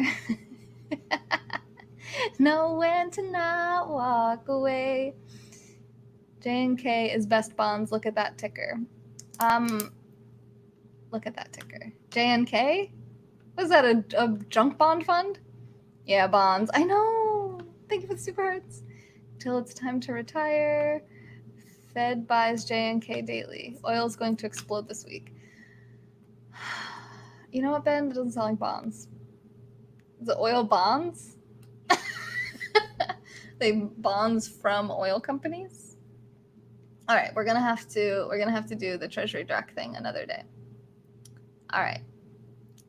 So T-bills. We're gonna put T-bills for a future search because I have to make an account so I can actually see what that auction looks like. But we get it, right? It's very similar to bonds, except you buy it in an auction format, and it doesn't pay regular interest. So you basically get it at a discount. So it's like if you have a $1,000 T-bill, you get it for maybe $950, depending on how the auction goes, apparently. And then you cash it out for $1,000 at the maturity date.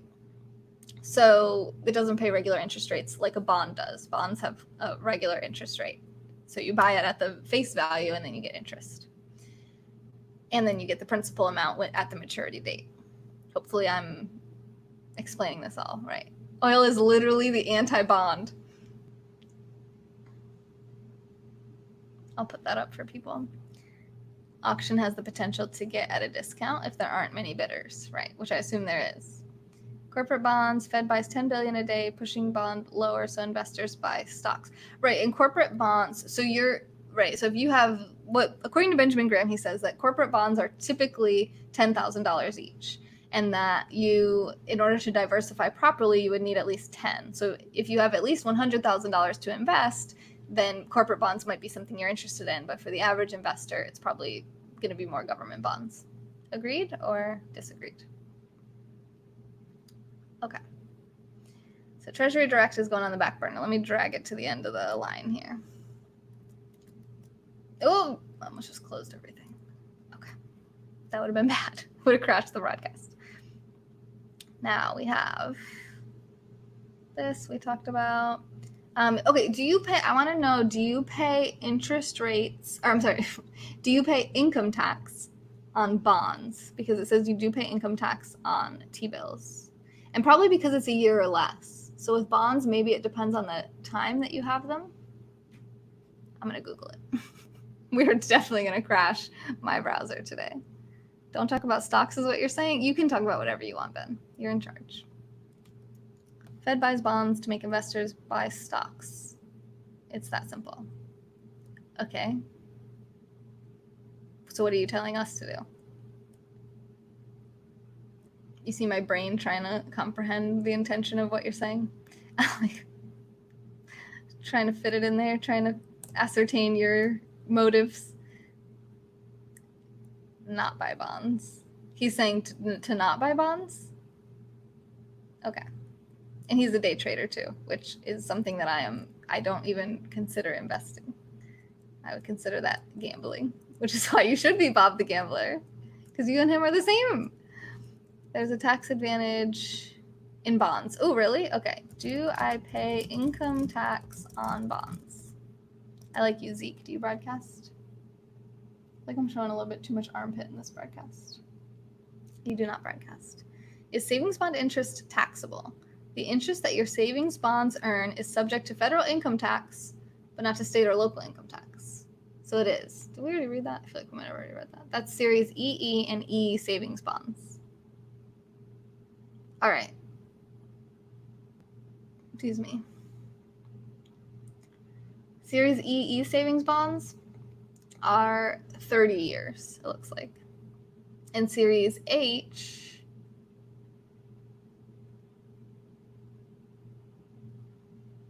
is to be determined. Okay. So you do still have to pay federal income tax on bonds. If I can't sports bet, I'm going to day trade. That's fine, Ben. As long as you know what it is. Not if you can't read charts. Okay, so for the average investor, right? We're not sitting here like trying to become day traders. Let's make that our full-time job. I'm saying I am not trying to do that. Maybe some people are in here. Maybe you want to follow Pirate Bob. Oh. Hello, Berto. Should I put my mouth like on the straw? Sounds like I'm smoking it. You're gonna pay taxes on the gain of the bond. My grandparents used to get us $25 bonds. I have a beard hair I need to pluck. Why is my head so? Oh, because I like adjusted it when I sat back. Okay.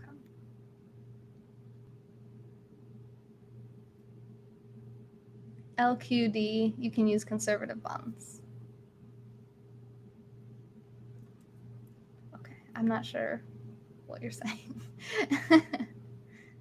I'm sorry, Bob. Maybe you should call in. Do you want to call in? For having good grades in school. Yay, I cashed those in last year. I had to pay taxes on the 25.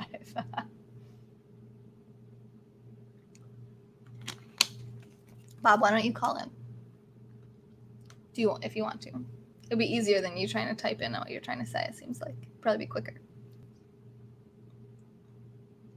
It gained 50 each when I cashed out. So it was $75.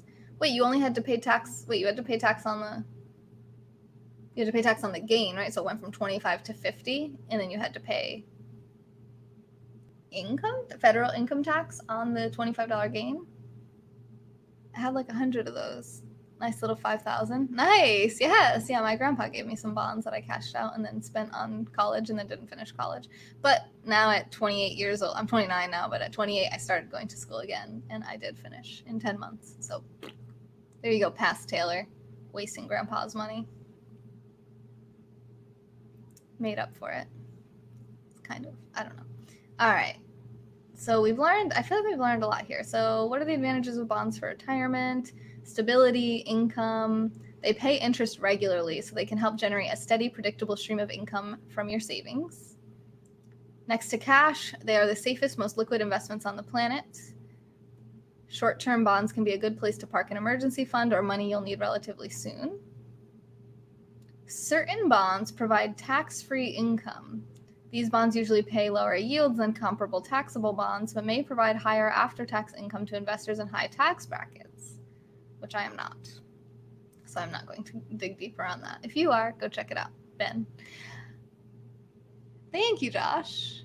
They bought them for 25. They were worth 50, so I had to pay income on the 25 gain. Yep, makes sense. Bob, are you going to call in or are you just going to keep typing things in? All right, coronavirus. Should you buy bonds right now? Let's read this one. This should be good. This should be juicy. Very juicy. Oh, we broke it. Okay. Should you buy bonds right now? As stocks plunge, fixed income investments like bonds have done well. Will it continue? How old is this? March 16th. This is not. Let's just see what it says.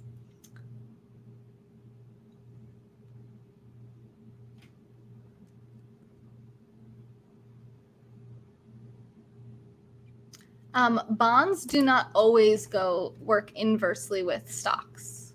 That's one thing that Benjamin Graham wanted to make sure that we understood. Should we buy Bitcoin? That's the same thing, right? Both start with B. No, it's not the same thing. It's like literally the opposite thing. Bond yields have fallen sharply as the Fed has cut interest rates, and it's natural to think that falling yields would make bonds less desirable. When bond yields fall, prices on existing bonds rise because those existing bonds pay higher interest that looks more attractive when prevailing rates on new bonds go down. So basically, they cut the interest rate to like 0.5% or something, so probably not a good time. The longer the maturity of the bond, the more the bond's price goes up when rates drop. Hi, John. Now is not a good time to buy bonds. Right, because especially if it was a fixed interest rate, because you'd be stuck at the rate that is going on now.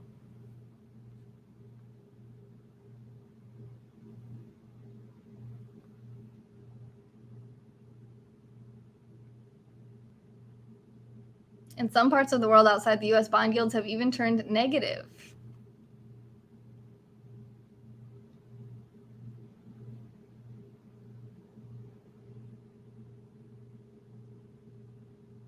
When Treasury yields rose by 1% in late 2016, the PIMCO ETF lost more than 20% of its value.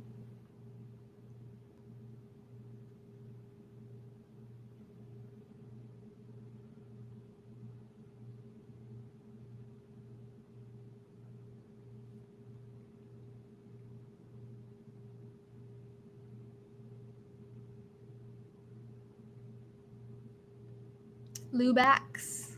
Okay. Well, what do you guys think about bond funds? Bond funds. We're going to look at this next.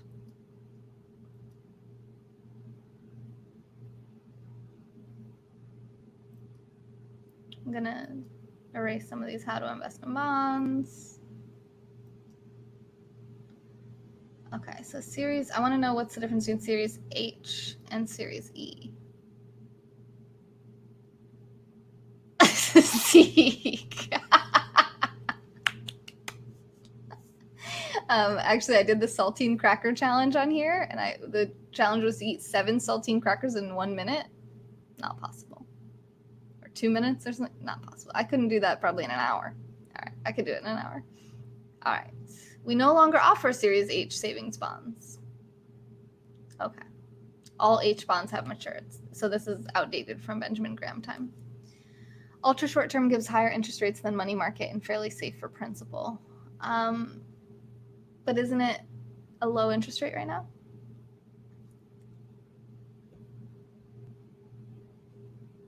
With cinnamon challenge, I did that too. I've done that twice actually.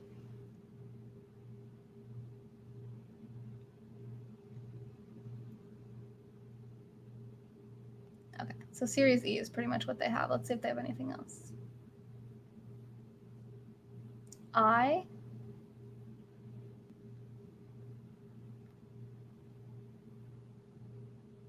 Series I savings bonds.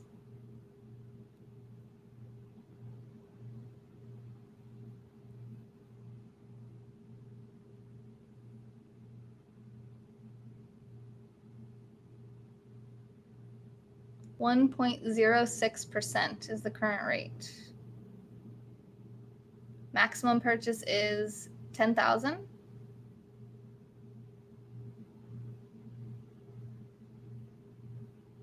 Oh, here, let me put this on my screen. This is good stuff. This is the meat.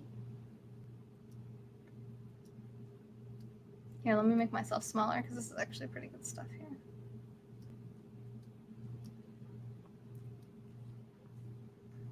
So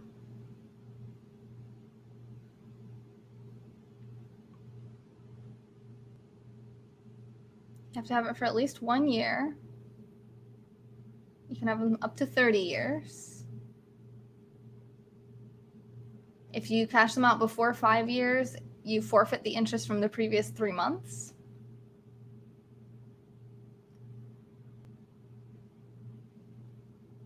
Federal income tax. Oh, I want to know this answer.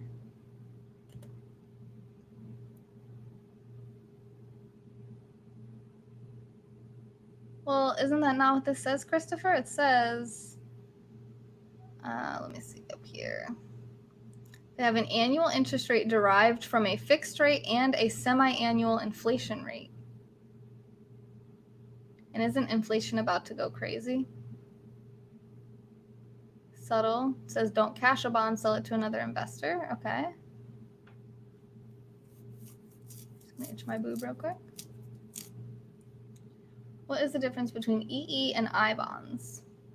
The rate. Rates depend on the issue date and are either a fixed rate or a variable rate based on 90% of 6-month averages. While rates for I bonds are calculated by combining fixed rates of return and semi-annual inflation rates based on the CPIU.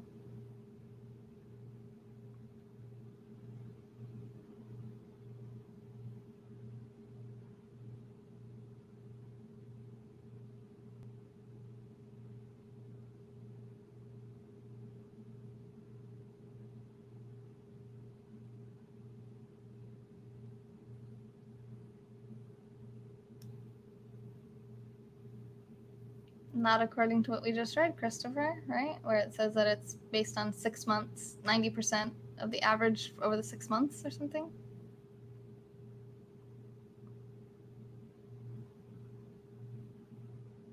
Sorry, I just wanted to...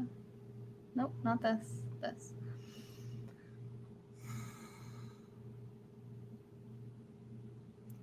They earn a rate derived from a fixed rate of return known when you buy the bond and an inflation rate that we calculate twice a year. What does that mean? That's a rate that is an interest to me, or is that something they charge against the rate? Seek. Does anyone know the answer to that? I bonds earn a rate derived from a fixed rate of return known when you buy the bond, fine, which is, according to this, 1.06% right here.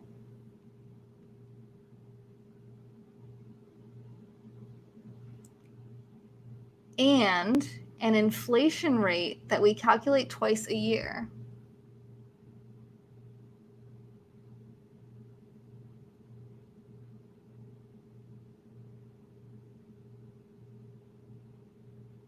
Oh yeah, so what you're talking about, the E bonds are a fixed rate of return. It was the ones before 2005 that had variable rates. Okay, so you were right about that, Christopher. You have 1993. Well, that doesn't. Oh, look, it says from 1997 through 2005 were variable rates.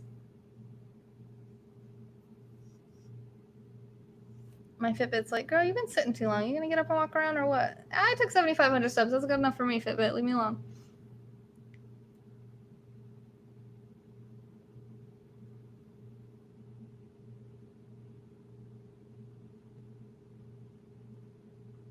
Okay. And no, they're not having a debate about bonds. They're having a debate about oil companies, I believe. All right. So nobody's looking that up. I thought Ben might have went to go look that up, but he went to look up oil stuff. So an inflation rate. What is the inflation rate on an I bond?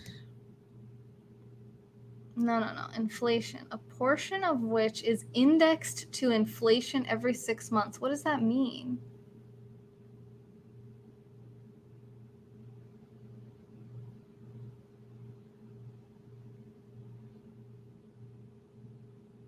It's going to bring me back to where I was. Subtle. Yeah. All you guys need to show up when I go live, because otherwise I have to keep repeating myself. I love you. The only reason I'm looking at bonds is because, oh, this person said bonds are definitely a part of my strategy. Awesome. So let me catch up here. Part of diversification, right? Yep. Oil always burns me. Yeah. Maybe it's adjusted every 6 months. Yeah, but in which direction? Like, what is that rate? So the reason I'm thinking about looking at bonds is because I have a lot of money in cash right now, and I want to use that money for getting my first property that I'll rent to tenants and be a landlord, so that I have real estate in my investment portfolio. However, right now it's just sitting in a savings account and losing money to inflation each year. So I would like to figure out an alternative to cash. That's all. It's not for like it's not like for retirement. Adjusted to match. Oh, you're asking a question. Okay.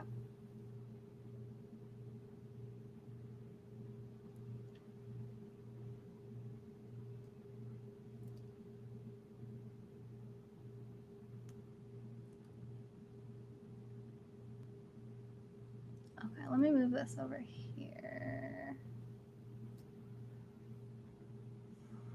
What is your interest rate on the cash account? It just got decreased to, you know what, it's in my Google Calendar. Let me look at that real quick.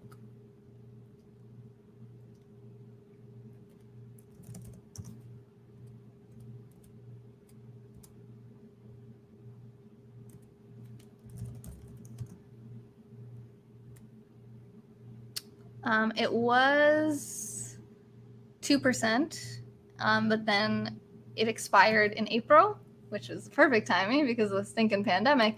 They lowered it to 0.05%. I called them and told them I was going to take all my money away and do something else with it, and they increased it to 0.35%. So they said if I call back in August, they might have better offers then. So that's my plan. That's why it's in my calendar.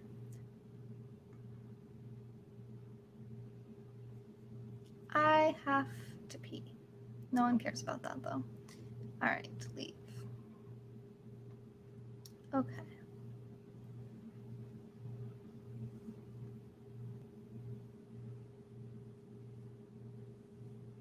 REIT, you're saying as an alternative to cash or as an investment? Oh my God, so many people have so many opinions on this now. I'm overwhelmed. Okay, so I'm still trying to figure out what this thing is. How does Treasury figure the I bond interest rate? The inflation rate. Oh, here we go. Oh, here, let me put this on the screen.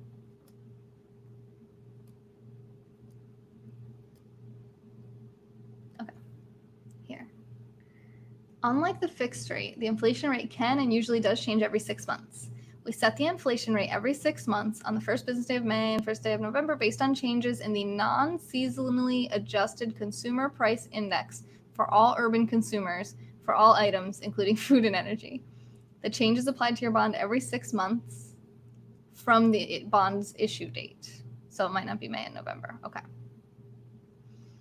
To get the actual rate of interest, we combine the fixed rate and the inflation rate using the equation in the example below.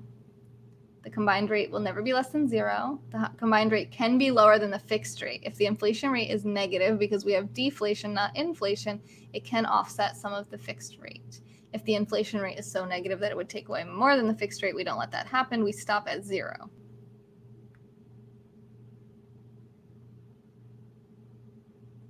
An example, the composite rate for I bonds issued from May 1st through October 31st is 1.06%.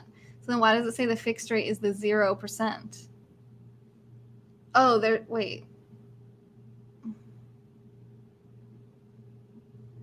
The composite rate is the fixed rate plus 2 times the inflation rate, which is 0.53%, plus the fixed rate times the rate, which is 0.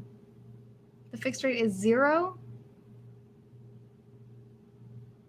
0?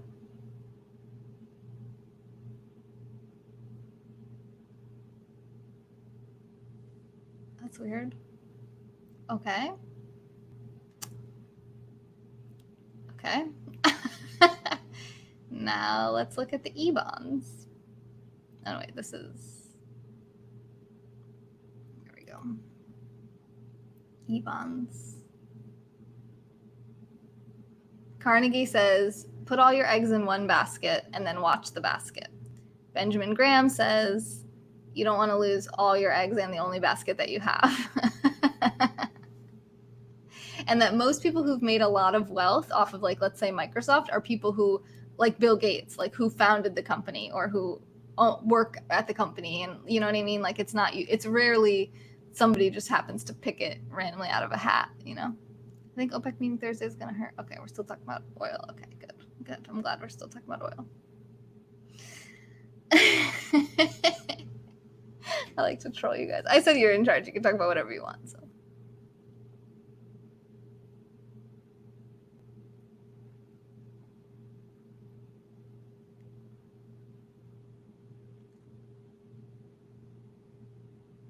Your last comment was so long ago. Lubax. I know, you keep saying that. I know. You want me to get REITs? We're here to talk about bonds, guys. I know you don't want to, but we're doing it. You don't have to. You don't have to be here if you don't want to talk about... I mean, you can talk about whatever you want in the chat. You can talk about REITs. You can talk about stocks. You can talk about oil. You can talk about... No, don't be sorry. Do whatever. But just, like, don't be like, go read my last comment. Like, I know, you keep saying it. I know, dude. I know. I see it. But I'm not here to study REITs right now. That's all. You're welcome to talk about it, though, if you want. Okay. So the current rate for bonds, the regular, like, Series E bonds, is 0.1%. That's crazy. So why would you get those? Why wouldn't you get the I's? Why wouldn't you just always get the I? I can get 0.1%, which is literally worse than I get in my savings account. Or I can get... Although it wasn't, remember, they downgraded me to 0.05%. So remember, you can always call your bank and, like, ask for specials and offers and negotiate. Ben, thank you for the supers. You really don't need to do that. You are not in the doghouse. I'm totally teasing you, which is my love language. I always say trolling is my love language. So if I'm teasing you, you know I love you. But I really do appreciate the super hearts because I know everyone's really bored by my talk about bonds. So I'm glad somebody's supporting it. Oh my gosh. Josh. Don't make me laugh. I already have to pee. All right. So this would be twice as much as my normal rate, but they did increase me. So I'm making already 3 times as much. So I wouldn't want a Series E. But why wouldn't I want the I? The I is twice as much as what I'm making right now from my savings account. So this is something I may seriously consider. Is anyone opposed to me getting I bonds?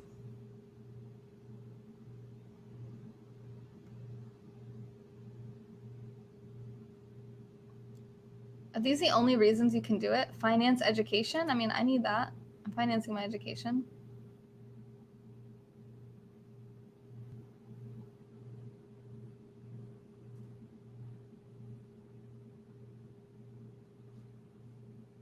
To exclude from their gross income all or part of the interest paid upon the redemption of E and I savings bonds when we pay qualified higher education expenses at an eligible institution. Hey, what's up? Laura, hi, how are you? That means that I would actually not have to pay on this for the next 3 to 5 years. So that interest would be tax exempt. Boom, baby. Boom. Ooh, I forgot I'm not very big to you guys. Make myself bigger. I am big. You can look into bond funds. Yes, Warren, that's true. Yeah, maybe I'll check it on that too. I really have to pee. I feel so, because I really want to keep talking about this. Does someone want to come in on the screen? Or you want to just look at my chair? You can just look at my chair. That's probably fine. I'm sorry. I'm sorry that my bladder was not prepared for this long of a broadcast, but I'm going to go. I'm going to pee. I'm going to come back. We're all going to be fine. Just do it. Okay.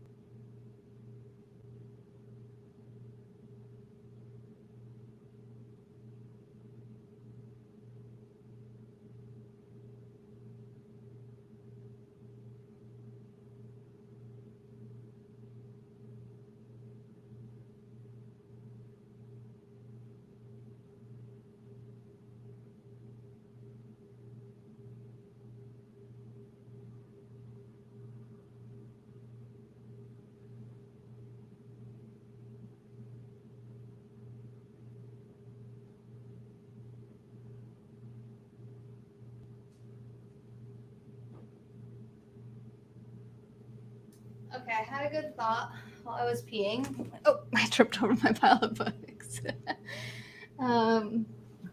Where I do much of my best thinking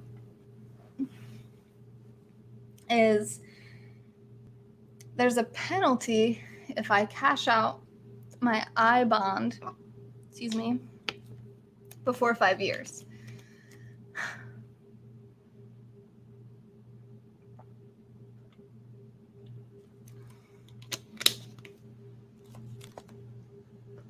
Right? So I don't want to wait 5 years to buy a house. Thank you for the super hearts. Thank you. And I don't want to pay income tax. Is T-bill interest tax exempt as well? Because I pay for school? Exactly. Christopher, you read my mind. Look, while I was peeing, he asked, how long are you looking to lock up the money for? Actually, that wasn't while I was away. I actually just missed that. Sorry. Well, I saw it now. Wow. If you're watching on YouTube, this is the type of comments you've been missing the entire broadcast over on Periscope. I have not been pinning them to the screen, but that is actually pretty funny.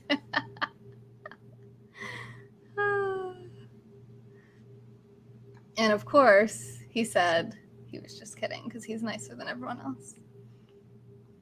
How long I left as well. ASAP, really. Like, I would want, if I found a good deal, I would want to be able to make a move ASAP. So, like now.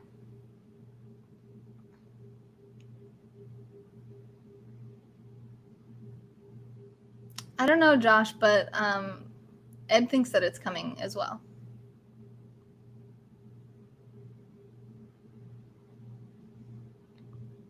How long to lock up the money? Well, I don't want to. That's basically the point, is like I would want to be able to sell it quickly. So maybe T-bills are a better bet for me then. I just went to the bathroom and I was just thinking that. Hi, Daryl. Is if there's a penalty if I cash out earlier than 5 years, I certainly don't want to have to wait 5 years to get the house if I can help it.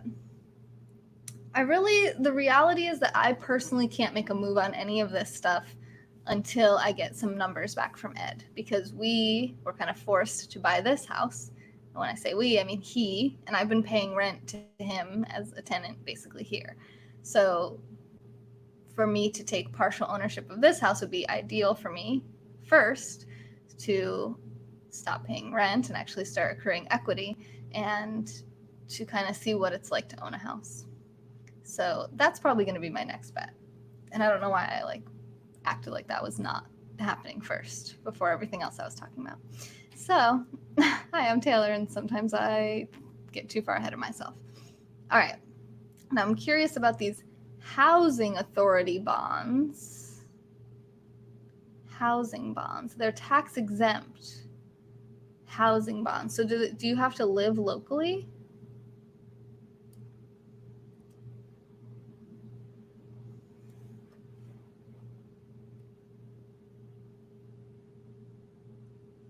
CDs. You lose that money for months and can get at least 1%.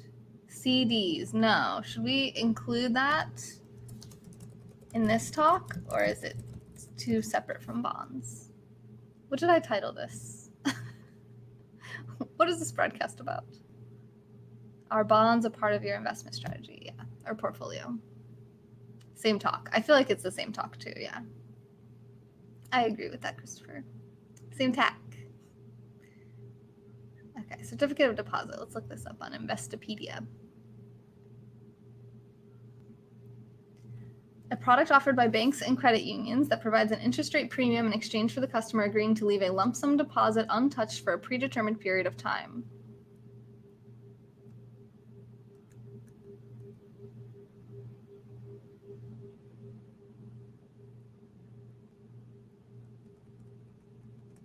So basically, I have to ask my bank about this. I'm down for that. I'll call them tomorrow. Let me pull up my calendar right now. Oh, I can't. Let me do it on Chrome. I'm on Firefox over here, which doesn't know any of my info. Got kicked out. Ben, what did you do? Oh, I just got confused, but it's okay. It's like a higher interest savings account, but you can't access the money for a while. Each bank has different rates. Yep. You might want to rethink owning a rental. Well, I'm going to own this house first, and we'll start there. How's that? You only get like 5% return. Not Ed. Ed actually gets like 20% return. Oh, over time, right? So maybe, what do you mean 5% yearly? Or you mean monthly? Or what do you mean? He always says that people, the common belief and reality is that you can't make that much money on real estate. But the way that he does it, he does make that much on real estate. So he is very confident in his system and program. He's been doing it for, I think, about 10 years. So we'll see. 5% yearly. I know, Ben, that's weird. Do you want to watch it on YouTube? I'm on YouTube too right now. You got to bring your buddy Bob over though so you can keep talking about oil. Airbnb. No Airbnb. No, I hate Airbnb actually. That's a company I would never want to work with. No penalty CDs. Oh, interesting. Gotta love Ed. I do love Ed. Well, people, for the vast majority of people, making money as a live streamer is also impossible. And that's true. Like, it's just something that you either are good at or you're not. You know what I mean? You either can do it or you can't. You can probably learn how to do it, but I don't know. I thought that I could teach people how to do it, and I was having people on my channel and thought I could teach them how to do it, and I couldn't. So I was wrong. You can probably teach some people how to do it, but not the masses. That's your next long-term investment, real estate. I'll pin that comment. That's pinnable, pin-worthy. You gotta find where the heck my live stream is. I'm buried in all these things. Is nominal for single-family home rental versus market value of home. Market value of home. Oh, you mean just like buying and selling real estate?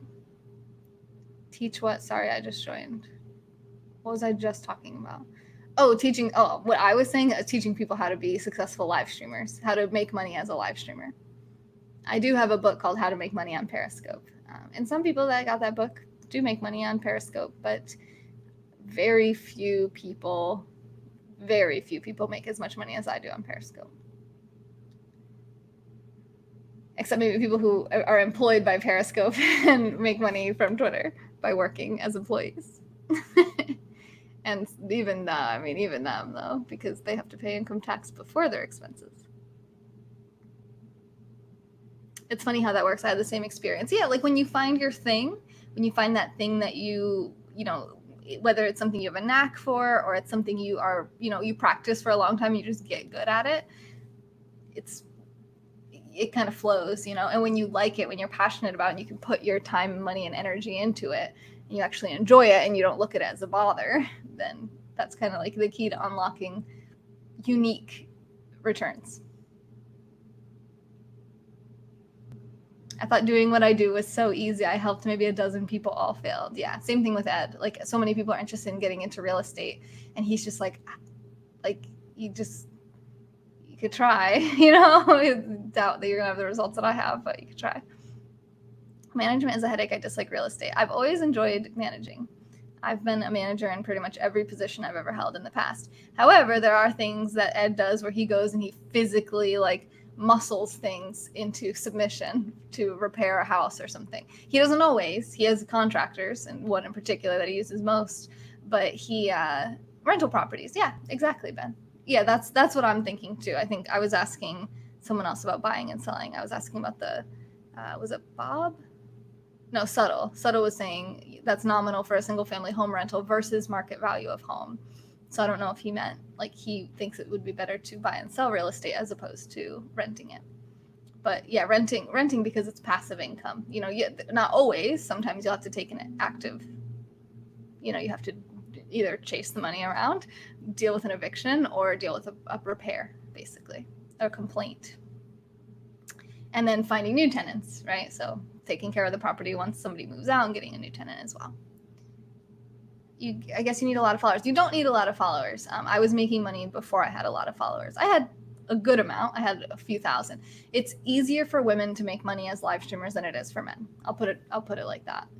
I stand by that. I know it sounds sexist, but it's the reality, judging by the data and the results that people have. You can do it as a man. You can do it as a woman. Not all women make good money as live streamers, but also the biggest problem, probably not just with live streaming, this is probably for most people that struggle to have good results in whatever it is they're trying to do, is they are not clear on what they're trying to do and why they're doing it. People will see what I do and they go, I love this. This looks so fun. It's a great community. It's a great conversation. It looks so easy. You're obviously enjoying yourself. Everything is great. I want to do this. And they'll start trying to do it. And I'm like, okay, why do you want to do this? And I can't tell you. I mean, I guess I can think of two people very distinctly that said they want to be live streamers. And they're like, yeah, I want to do this. You're so inspirational. Can you give me some advice? I'm like, yeah, sure. Okay, so what's your intention with your channel? What are you trying to do? And the answers that I get are basic. No one ever says, I don't know, but that's the reality. That is the answer to the question. They don't know. They don't know. They have a bunch of it. I want to get more I want to have a lot of followers. Even that's not really what they say is the reason. Sometimes they'll mention that in passing. Well, I want to grow my following. Okay, why? What is the intention? Is it for fun? And people almost never want to say it's for fun either. Because if it's for fun, if it's a hobby, if it's a pet project that you just want to do, fine, great. Awesome, do that. I don't care. I don't have great advice for there is no advice. If you want to just do whatever you want for fun.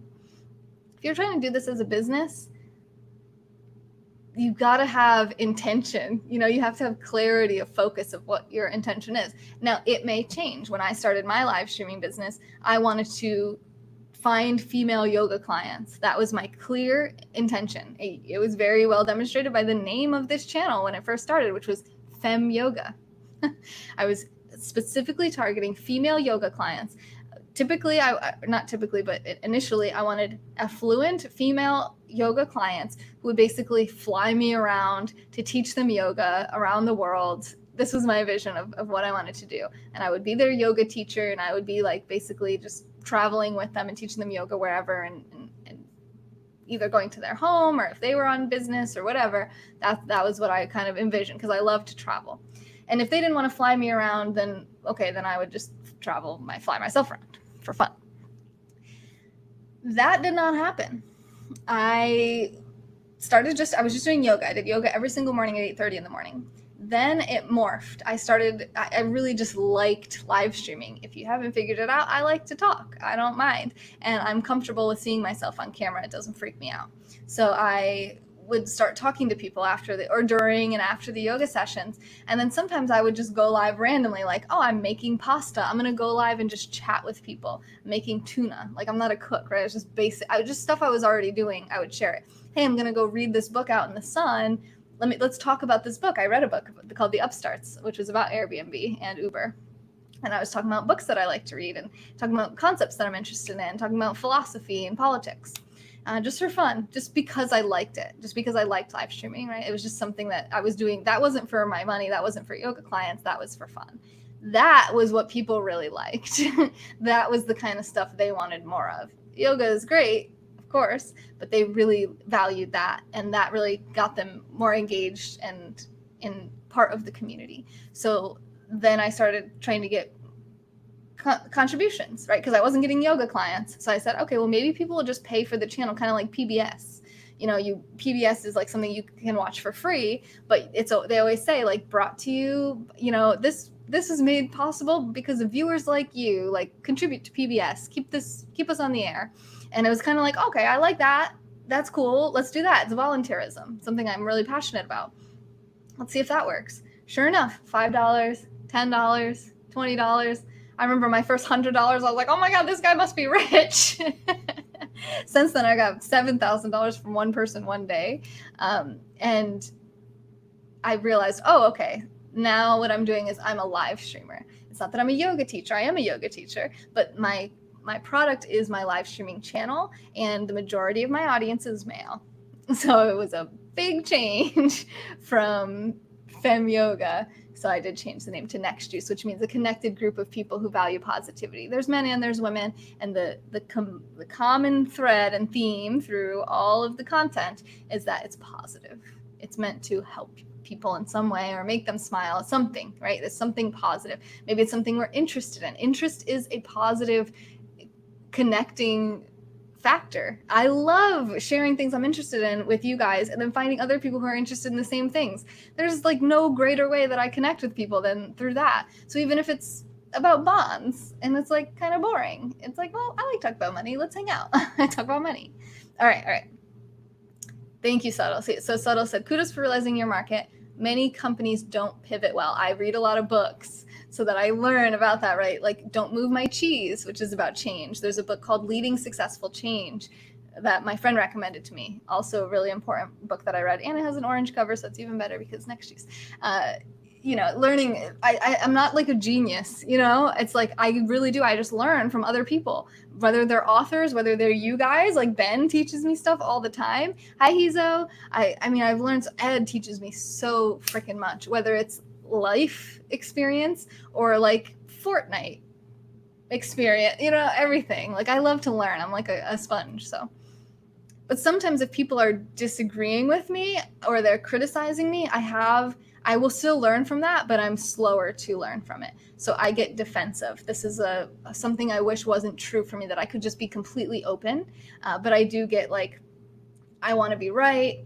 I don't want to change, like all humans, we have that habitual nature. But usually within like a day, I'm like, you know what, you were right about that. And I changed it because of that, Subtle, thank you for the super heart. It's really, really kind of you. Thank you. Fortnite, pew, pew, pew. Pew, pew, pew, pew. What is that from? Pew, pew, pew. Isn't that like a song or something? I don't know. Anyway. Yeah, I learned some cool Fortnite strategies in Operation Payload. Just saying, if you want to play later, Ben. We have about 40 minutes left. All right, anyway. Hold and rent is more stable, though. All about your objectives. Maybe you can help me on YouTube. I love soccer, and I feel I have a lot to offer and talk about. I am not successful on YouTube.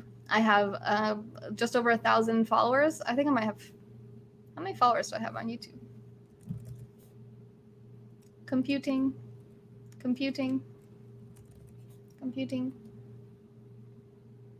Yeah. It's a chopper. It's a 22. Pew, pew, pew. Yeah, exactly. I love that you knew what I was talking about. I freaking love you, Ben. When I last checked on Wednesday, I had 1,351 followers on YouTube, and I'm not monetized over there. Periscope is the thing that I know how to do.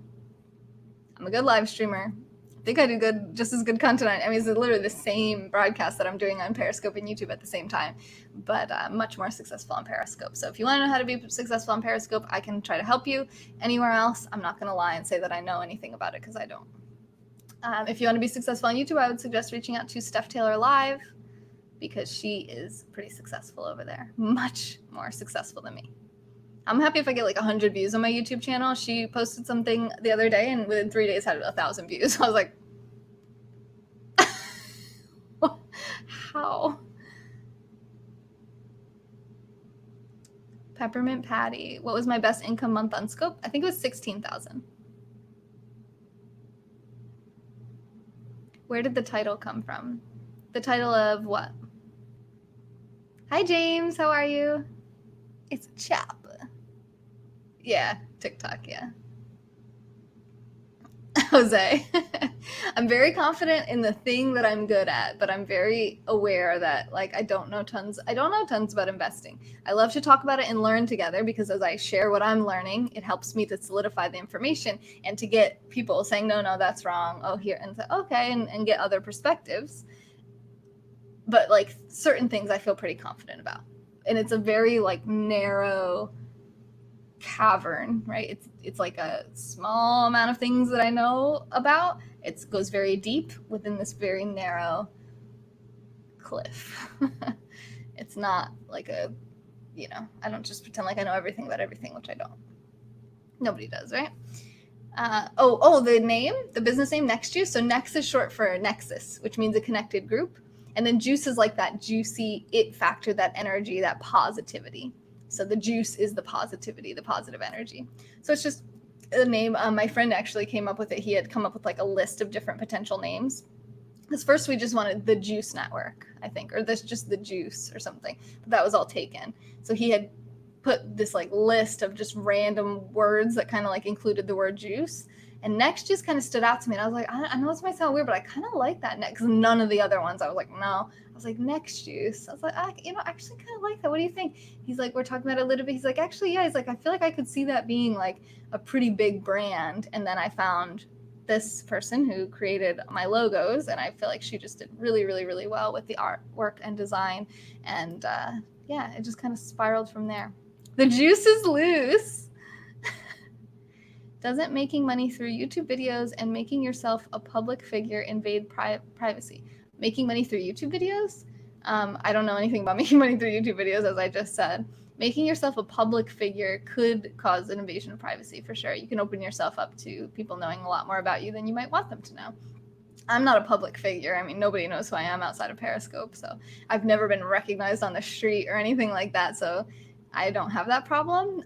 If I was as successful as I want to be and intend to be, then yeah, that will become an issue where I won't have as much privacy. But it's kind of like a trade-off, I would much rather my message get out to the world than to like never have to deal with whatever that kind of exposure might entail. How do I deal with it? I don't have any really problems with that. I've never had someone dox me. I've never had anyone, sometimes the only things people know on the internet about me are things that I've told them. So it's okay. Sometimes they try to use it against me. Like, for example, me and my current boyfriend both cheated on the last people we were with. So we had never cheated on anyone before. Hopefully we won't cheat on each other, and hopefully we'll be together forever, just like we thought we would be with our previous spouses, but we messed up, right? We didn't do it perfectly. We're not perfect people, and we surprised ourselves because it's something we never thought. Those of you out there who've never cheated and you're sitting out there going, oh, I would never do that. That was us, right? That was like, that's everybody until it happens. And it's not going to happen for everybody, for sure. It caught us completely off guard, and I shared it publicly, and some people still like really, really harp on how horrible of a person I am for having done that, and how just terrible. They say like these really, really horrible things, and mostly I just feel bad for them that they like that their life, because all we can give to people is what we have. So the reason I can give positivity and love and encouragement and support is because I've received that throughout my life. So if all somebody can give me is hatred and judgment, that's probably what all they've received throughout their life. So think of how shitty that must feel. Like, think of how much crap they must have had to deal with to only be able to ever say horrible things. It's like, so in some way that might mean only horrible things are ever said to them. They are who they are around. So all we can give is what we've received. So I mostly just feel bad for people like that. Ed is a hunk. I mean, no, I'm straight. Good question though, Misty. We always do this. By the end of the broadcast, we get way off topic. Like, where's Zeke? He'd be so happy we stopped talking about bonds.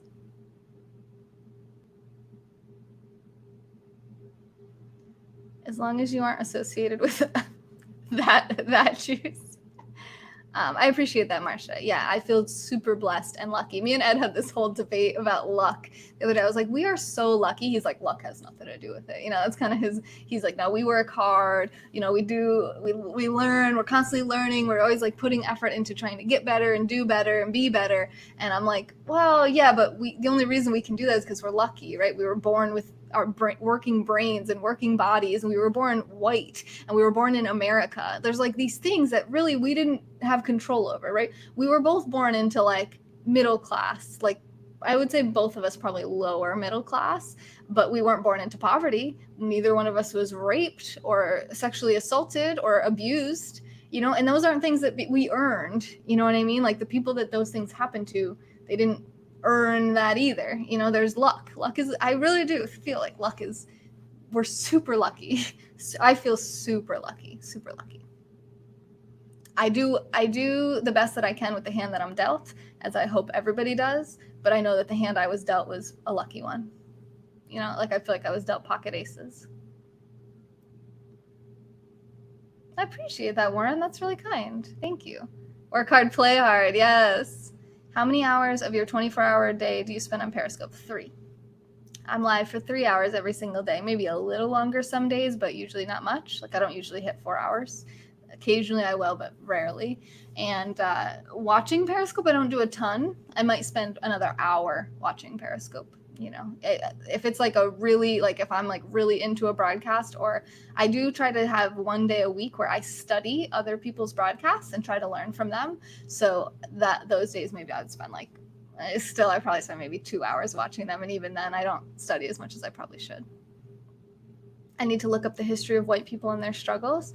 Well, white people is a pretty overarching term. You know, so like I would say Jewish people probably had a pretty hard history.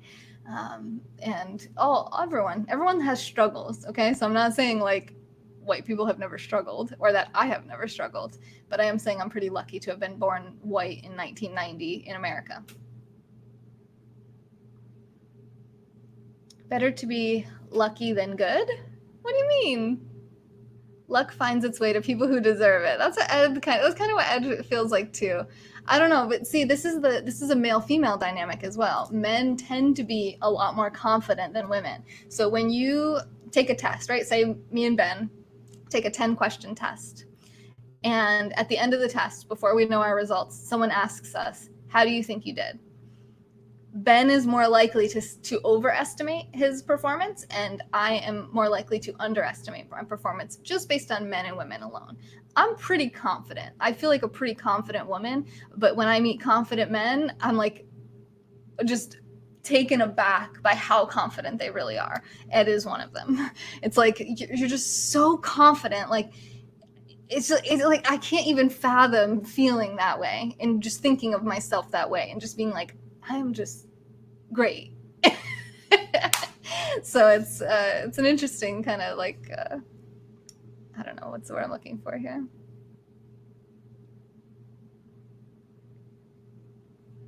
My parents struggled through the depression. Hello. I'm sorry for your parents. I did not struggle through a depression. Most whites that came to America were poor and oppressed. I find it pretty hard to believe that the people who were able to travel overseas to America were the poorest people in their land. After making 3,000 miles on an ocean, it took like 2 months or something to get here from Europe. You would be in pretty bad shape. You know, you'd be starting from scratch basically, but you had to buy that ticket onto that ship somehow or earn it or something, you know.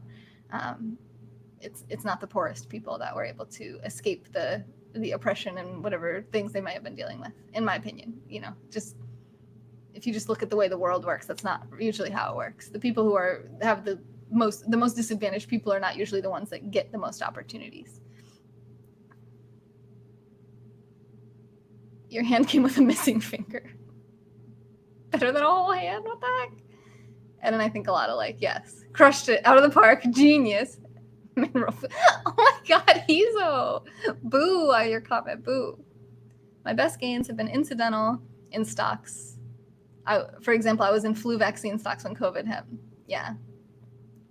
Does being on Periscope? Yes, Ms. Do. It does. It really does. I'm going to put this one up. So yeah, subtle, same for me. Like I bought Twitter before I researched investing at all. Now that the more that I know, the more cautious I am. Like now that I know more about investing, I'm like, I'm just going to get a total market index fund and not like pick a company and put my, because now I'm like, now I feel this pressure to like do good, right? To pick the right company because now I'm educated on it. With Twitter, I didn't know anything. And I was like, I just like Twitter. I use it a lot. I think I'm just going to buy $500 of it and see. It's pretty much doubled at this point. And I'm like, oh, that was lucky. That was lucky. It was complete luck. It had nothing to do with like calculated risk. No, I mean, the amount that I put in was calculated, right? I didn't put in more than I could stand to lose, but I also got lucky with the way that worked out.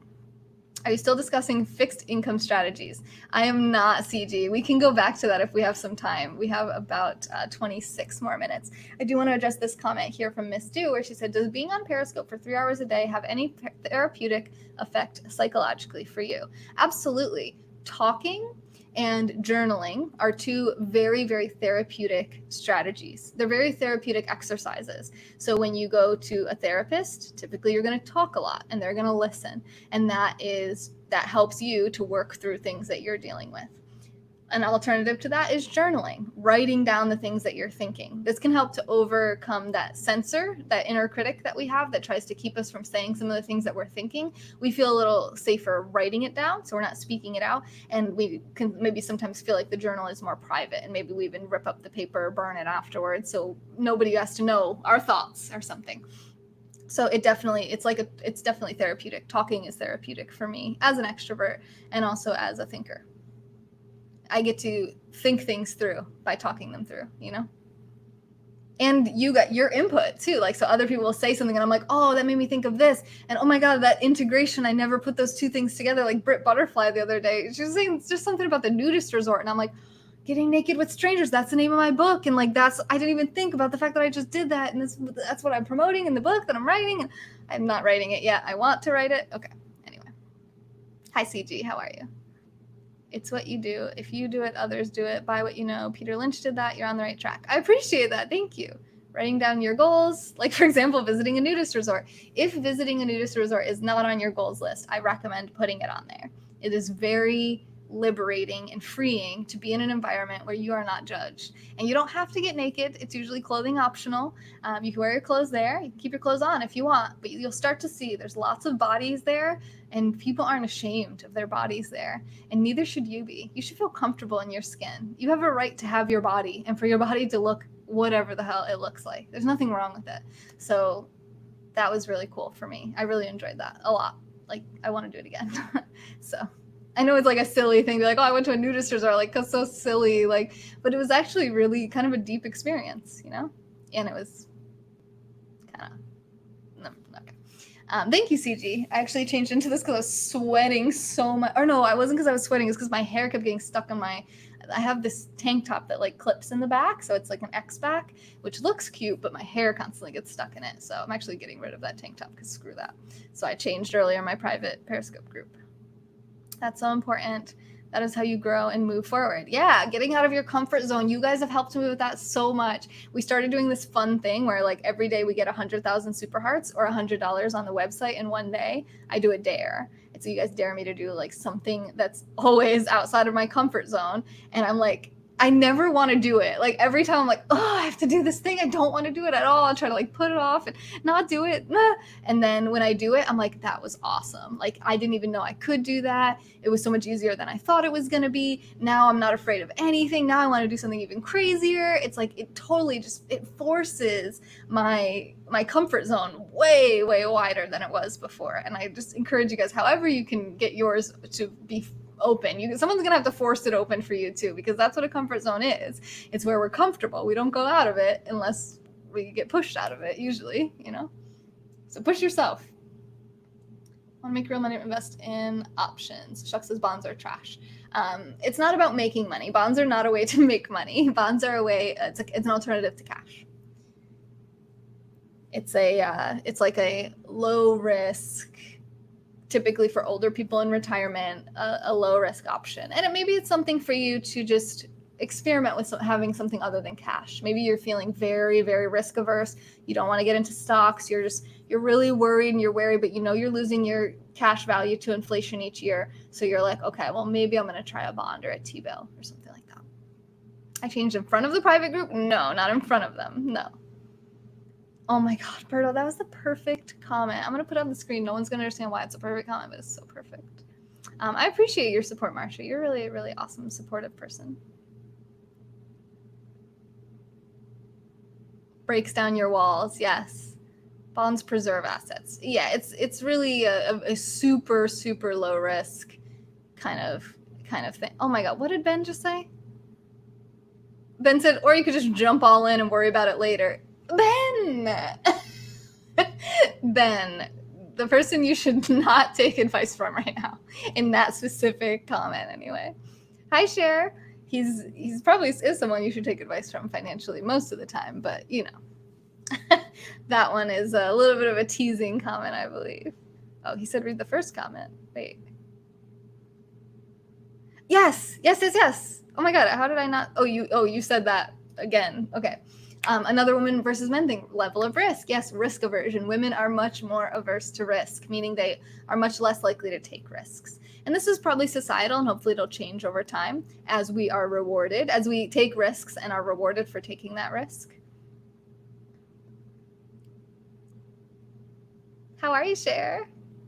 Is there no need of a regular visit to a therapist if a person is journaling or talking on Periscope? Absolutely not. You still need to meet with a therapist it just depends on where you're at mentally, right? If you've never met with a therapist, you need to meet with a therapist, in my opinion, right? I'm also, when you have a hammer, everything looks like a nail. I'm studying to become a therapist. I had great success when I saw a therapist in my teenage years. So for me, it was very important for me to see a therapist. So of course, I think everyone should. I'm also a yoga teacher. I think everyone should do yoga. You know, it's like, I know that everyone is not going to want the same things in their life and have the same things that help them that I'm going to have. So I'm not trying to say like every single person has to do that, but I feel like they do because that's my perspective. That's my projection onto you guys. Also, talking to Periscope is not an alternative for a therapist. It's therapeutic. Journaling is not an alternative for talking to a therapist. It is therapeutic. Getting a massage is therapeutic. It's not an alternative to seeing a therapist. You know what I mean? So there's therapeutic things you can do, like stretching and yawning and like going out in nature. These things are all therapeutic. They provide a therapeutic benefit, but they are not an alternative to therapy with a trained professional therapist. Gonna go on a walk after the beach. Oh my God, after the beach. Oh my God, it's 10:30 at night here. I wish I was at the beach. What? I love you. You have a good night too. Open bonds. That's a good one too. That was where the jump all in comment came from. Yes. Oh, Marsha, I love you. You're so sweet. Oh no, Cher. Oh my goodness. Well, that was good of you to do that. That must have been stressful. This is a good question too. Have you seen more people and different kinds of people on Periscope since COVID started? Yes. I've seen a lot of people who weren't on Periscope before. Were on Periscope before and then stopped using it for a while for whatever reason, and then they came back on. And also people spending more time on Periscope because of the pandemic and the quarantine. And as things have opened up, I've noticed that some of these people are not around as much anymore. Thank you, Marsha. I hope so. And hopefully it's a positive difference, you know, because it is such a powerful position to be in, to be someone's therapist. Like, people really put the weight of the world on their therapist's shoulders. Like, they're like, you know, if you can't help me, like, that's it. You know, like, there is no hope for me. And that's really a lot of pressure for an individual who's not perfect and who has their own problems. So it's like, you don't want to say the wrong thing or ask the wrong question or make the wrong face. You know, it really is like, I'm not a very anxious, fearful person, but whenever I'm new at something and I don't know much about it, of course, I'm a little bit insecure, because why should I be confident in something I know nothing about? And I take it very seriously.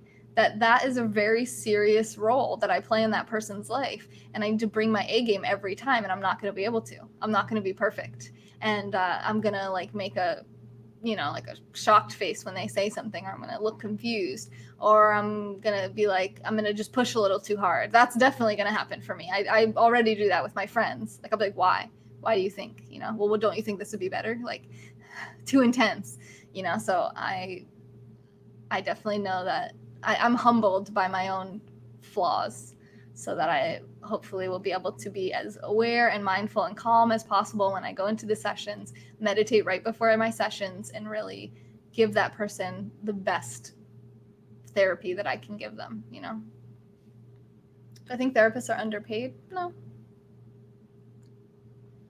I don't. But I'm also not a therapist yet, so maybe I will think that when I am one. Some people use Periscope for the wrong reasons, though. What do you mean? Oh, Marsha, thank you. I love love. Oh, thanks, Marsha. Okay, I see what you mean, yeah. Oh, I'm glad. Yeah, I'm working on self-awareness. That's actually, I had this epiphany recently. So I've been wanting to help people for a long time. I think we all do. We're all like, okay, how can we help people? And when we figure something out, I bet Ben can relate to this and any other pretty successful people in the broadcast. It's like, I figured this out, whether it's financial or romantic relationships, or maybe even like sexual health, or is it, fitness, health and fitness, dietary things. Okay, I figured this out. It worked really well for me. And now I want to share it with the world. I want to teach everybody how to do what I'm doing, because it makes me so happy and so fulfilled. And I just want everyone to feel this awesome way that I feel. So then we find someone who definitely will benefit from making these changes in their life. And we share the message with them. And they don't make the changes. And they continue to suffer and struggle. And we're like, damn, how can I get through to this person? What can I do? Can I recommend books? Can I read the books for them and tell them exactly what's in the books? Can I, teach them yoga? These are the things that I've tried, right? I can go live and share all this information for free with the world and tell them everything that I know, and be here available so they can ask questions live and just be here for them and with them. And so many things, it's like, a lot of things don't seem to work.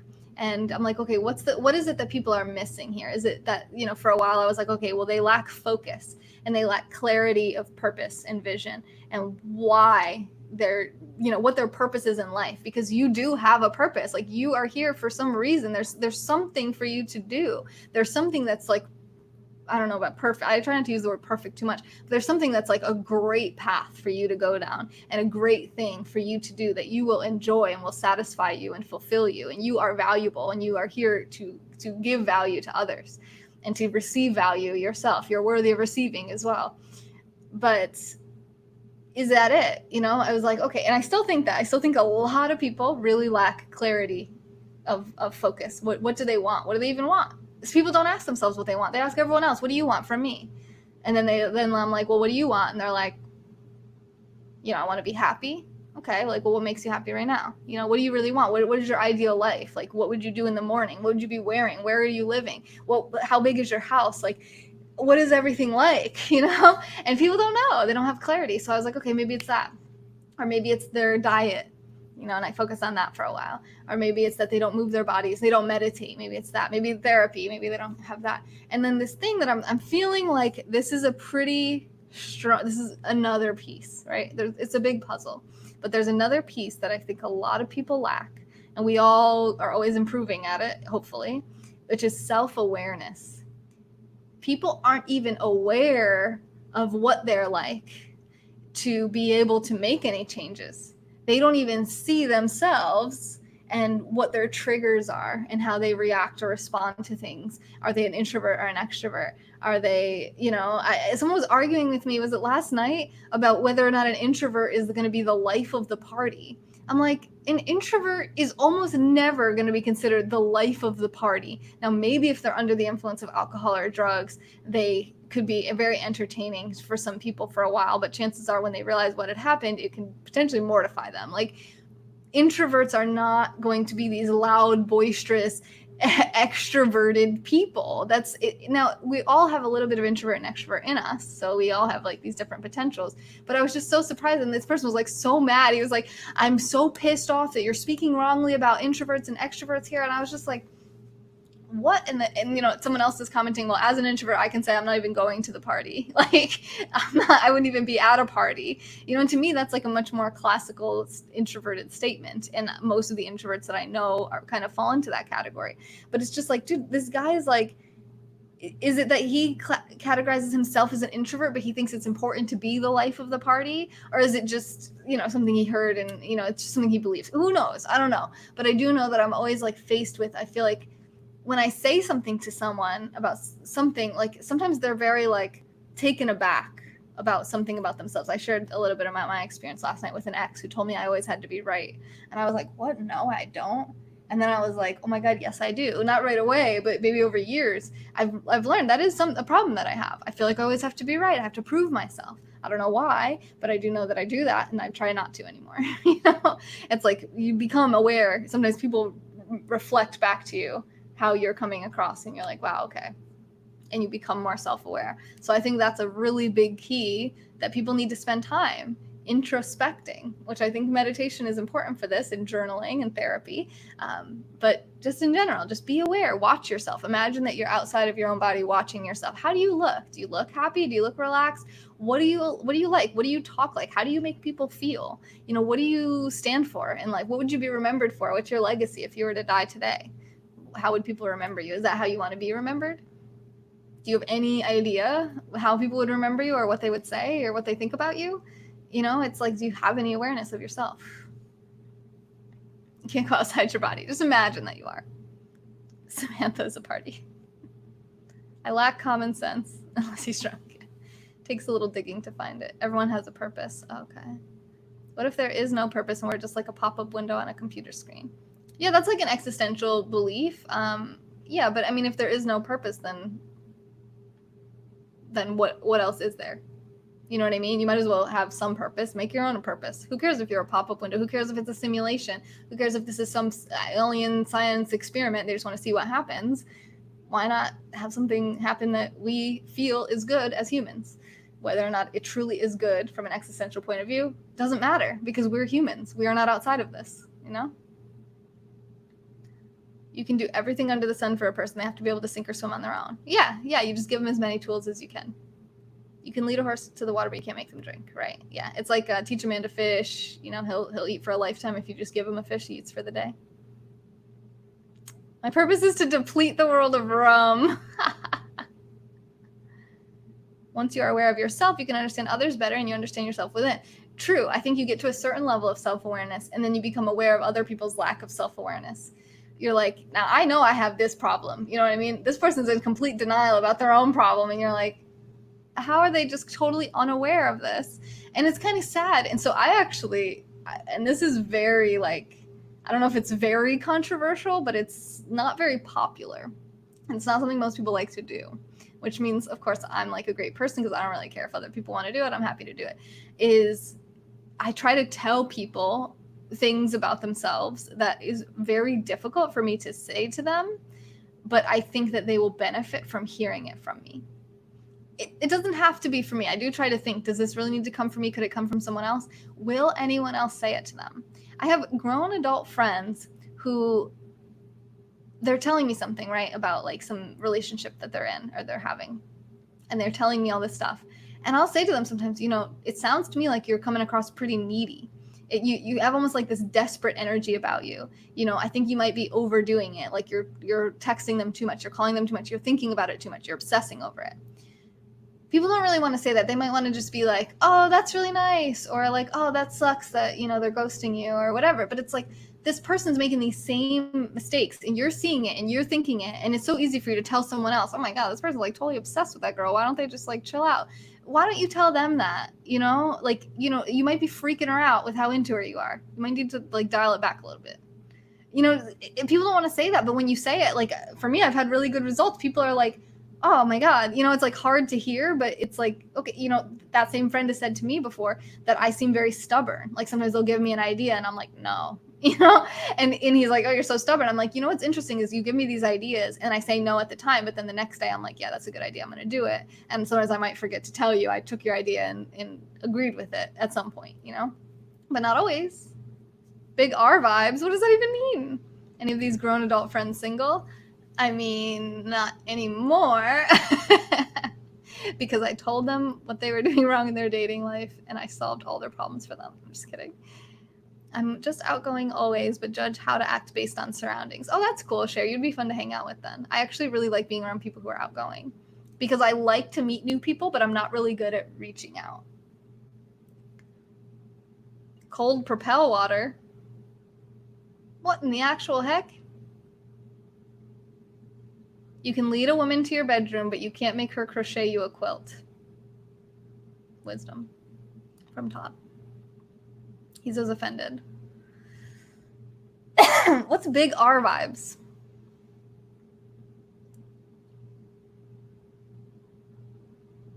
Maybe, Christopher. That's the thing is I have to be willing to risk my friendship with that person to say something to them that I think no one else will say to them.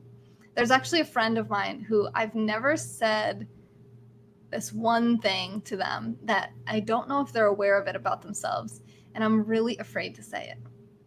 I just don't want to give them, that's the thing is you don't want to give them some complex, some like insecurity or anxiety about themselves. It might not be something that they can or want to change, but it's like such a big thing to everyone else. Like they meet this person, they think this thing about them, and you're like, I don't know if they're aware of this thing. I can't say. I'm not going to say. I love you too, Chango. Hello. The biggest problem with humanity is their own intelligence. There's no user manual to it. Yeah, and using your energy. I was talking earlier to Ed about one of our boys and the difference between like mental energy and physical energy. And like, you know, he's like, oh, well, he's like so tired, he's exhausted. And I was like, well, he's used up a lot of mental energy today, but he's used up like no physical energy. So what ends up happening is like he erupts and expresses this like very primitive physical response, like hitting his brother or like screaming loudly for a long time. And you're just like, whoa, you know, and he, you know, Ed's like, he's tired. I'm like, yeah, he might be mentally tired, but physically he barely moved his body today. We took like a 30-minute bike ride today, and the rest of the time they were sitting in front of video games. So it's like he needs to express physically. He needs to be able to move, do some push-ups and jumping jacks. So like his mental and physical energy is being depleted at roughly the same rate. And a lot of us are like that. I'm like that. I expend a lot more mental energy in a day than I do physical energy. And my body is like getting neglected, right? It has energy. It like wants to do stuff and walk around and punch things. I don't know about punching things, whatever. It just wants to like go and express. And I'll be so tired after like reading a book and being like so going live, and it's all this physical or all this mental energy. And then I'm like, I'm so tired. I don't even have physical energy. It feels like, but I'm sure I do, you know. Too much mental yammery. That's why parents make kids do sports, etc. Yeah, I can definitely see that. You're always like, when you're not a parent, you're like, oh, like, you know, shouldn't make your kid do anything they don't want to do or something. But then you're like, well, they lack their own self-awareness. Like they don't realize that the reason they're having this outburst suddenly towards the end of the day is because they didn't do anything with their body all day and they have all this like pent up energy. Okay, Ben, I'm ready. We have 4 minutes. Okay, this is what Ben has to say.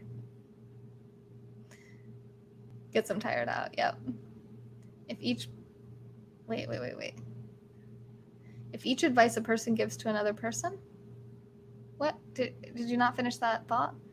That is important for their self-esteem. Maybe. I don't know. It's hard. I do feel like that's a good thing to do for someone, is to tell them. Like if someone has something stuck in their teeth, right? It's a more trivial example. Like you should tell them, right? Because they don't want to have that stuck in their teeth and they don't know. So you should tell them, even if they're like embarrassed when they find out. Well, you know, it's there. It's who cares? I get food stuck in my teeth too. We all do. We're humans. We have teeth. Sometimes stuff sticks between them weirdly. Costs money. Would a person and advice to your friend? Any other person. Costs money. Like, would you pay for advice from someone, you mean? Or would you pay money to give someone advice?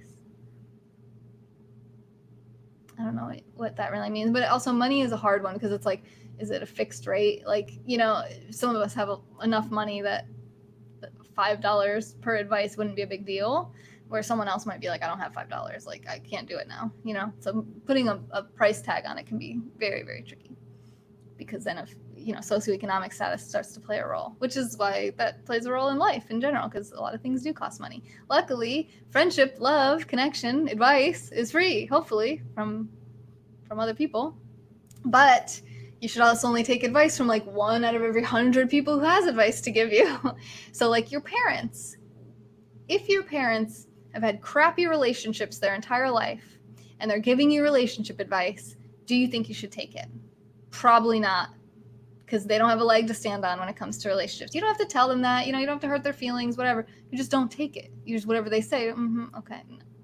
Now, maybe they learned some stuff that they did wrong, and you can listen. You should always listen to people, right? Listen. You don't have to agree or disagree, but take advice with a grain of salt. I get advice from people who have no experience doing things. I had one person who was sending me video after video about how to be successful on YouTube. Now, they were sending me videos of people who probably were successful on YouTube, which is great. But it was like, this person was like, oh, you should do what this person says. I'm like, I don't know who that person is. I don't know what level of success they have. I don't know why you're giving me advice on how to be successful on YouTube. I don't even remember saying I wanted to be successful on YouTube. I mean, maybe they're trying to be nice, right? They're trying to help, which is great. And it's also part of my own stubbornness, where I'm like, I want to like get information at my own pace or whatever. If you had to pay every time you gave a person advice, would you give advice? Yeah. If I thought it was valuable advice, which I tend to think my advice is valuable. If it was a stupid, silly trolling thing and I had to pay, I guess I wouldn't, but I also really like to make jokes. One of my specialties is giving bad advice. Yeah, and sometimes you're like, you might get blamed if someone takes your advice and it doesn't go well. You already said that, Shucks. We already talked about this, but maybe you weren't paying attention or you're drunk, which is fine. And we are officially at 3 hours of content today. So I love you, and I really enjoyed this. I know we got way off the subject of bonds there at the end, but we talked about bonds, we talked about certificates of deposit, we talked about T-bills. So if you want to hear about that stuff, it's like the 1 hour and 15 minutes to like 2.5 hour chunk in this broadcast is probably the best part to learn about that. I love you guys, and I really did enjoy this. I know I already said that.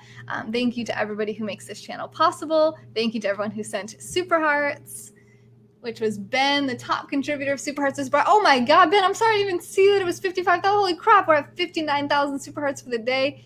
Damn, thank you, Ben. Shout out to Ben. I'm going to take all that money and immediately invest it in E-Series bonds. I'm just kidding. I'm not going to do that. That would be horrible. No, not Siri. No, bonds. No, series. Not Siri. Thank you, Subtle. Thank you, Puma. Thank you, Joe. Thank you, Chris. Thank you, Mickey. Thank you, Jivana, for all of the super love. I love you guys. I hope you have a good night. If you're on Fortnite, come play with me. I need to destroy 3 toilets for my Deadpool mission. I may or may not have bought a battle pass last night. So I have skins, and now I'm completely obsessed.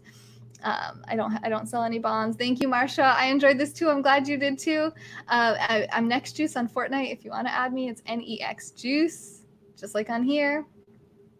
If I can take this down, there, Next Juice. The link is in my profile too if you want to follow me on other platforms. Oh, I'm sorry, Ben. I'm sorry. I can't. No? Okay. Battle Pass. Look around for different rates. Yes, CDs. Yeah, I'm gonna. I don't know if we're gonna get good rates right now with the whole pandemic thing, but we'll see. We're just exploring our options. So throat hurts. I gotta go. I love you guys so much. This has been so fun. Bye, products. Bye, Ed. I'll see you. Maybe we'll come play with us. Hey, Cher. Bye, Cher. I said hi. Wait, Cher. I thought no, not Siri. Freaking Cher. Oh my God. Bye, Hazel. Bye, Joe. Bye, Matt. Bye, Rhodey. Bye, Michael Joseph Murray. Bye, Victoria. You guys are awesome. I love that you're all here. Bye, Christopher. Bye, Aoife Kentley. Bye, Rick. Bye, Jameer. Bye, David. Vancouver, good night. Good night, good night, good night. Todd. Trust me, I've never given bad advice. And on that, there you have it. This has been a moment in time with Taylor and Ben. I hope to see you guys on the next juice.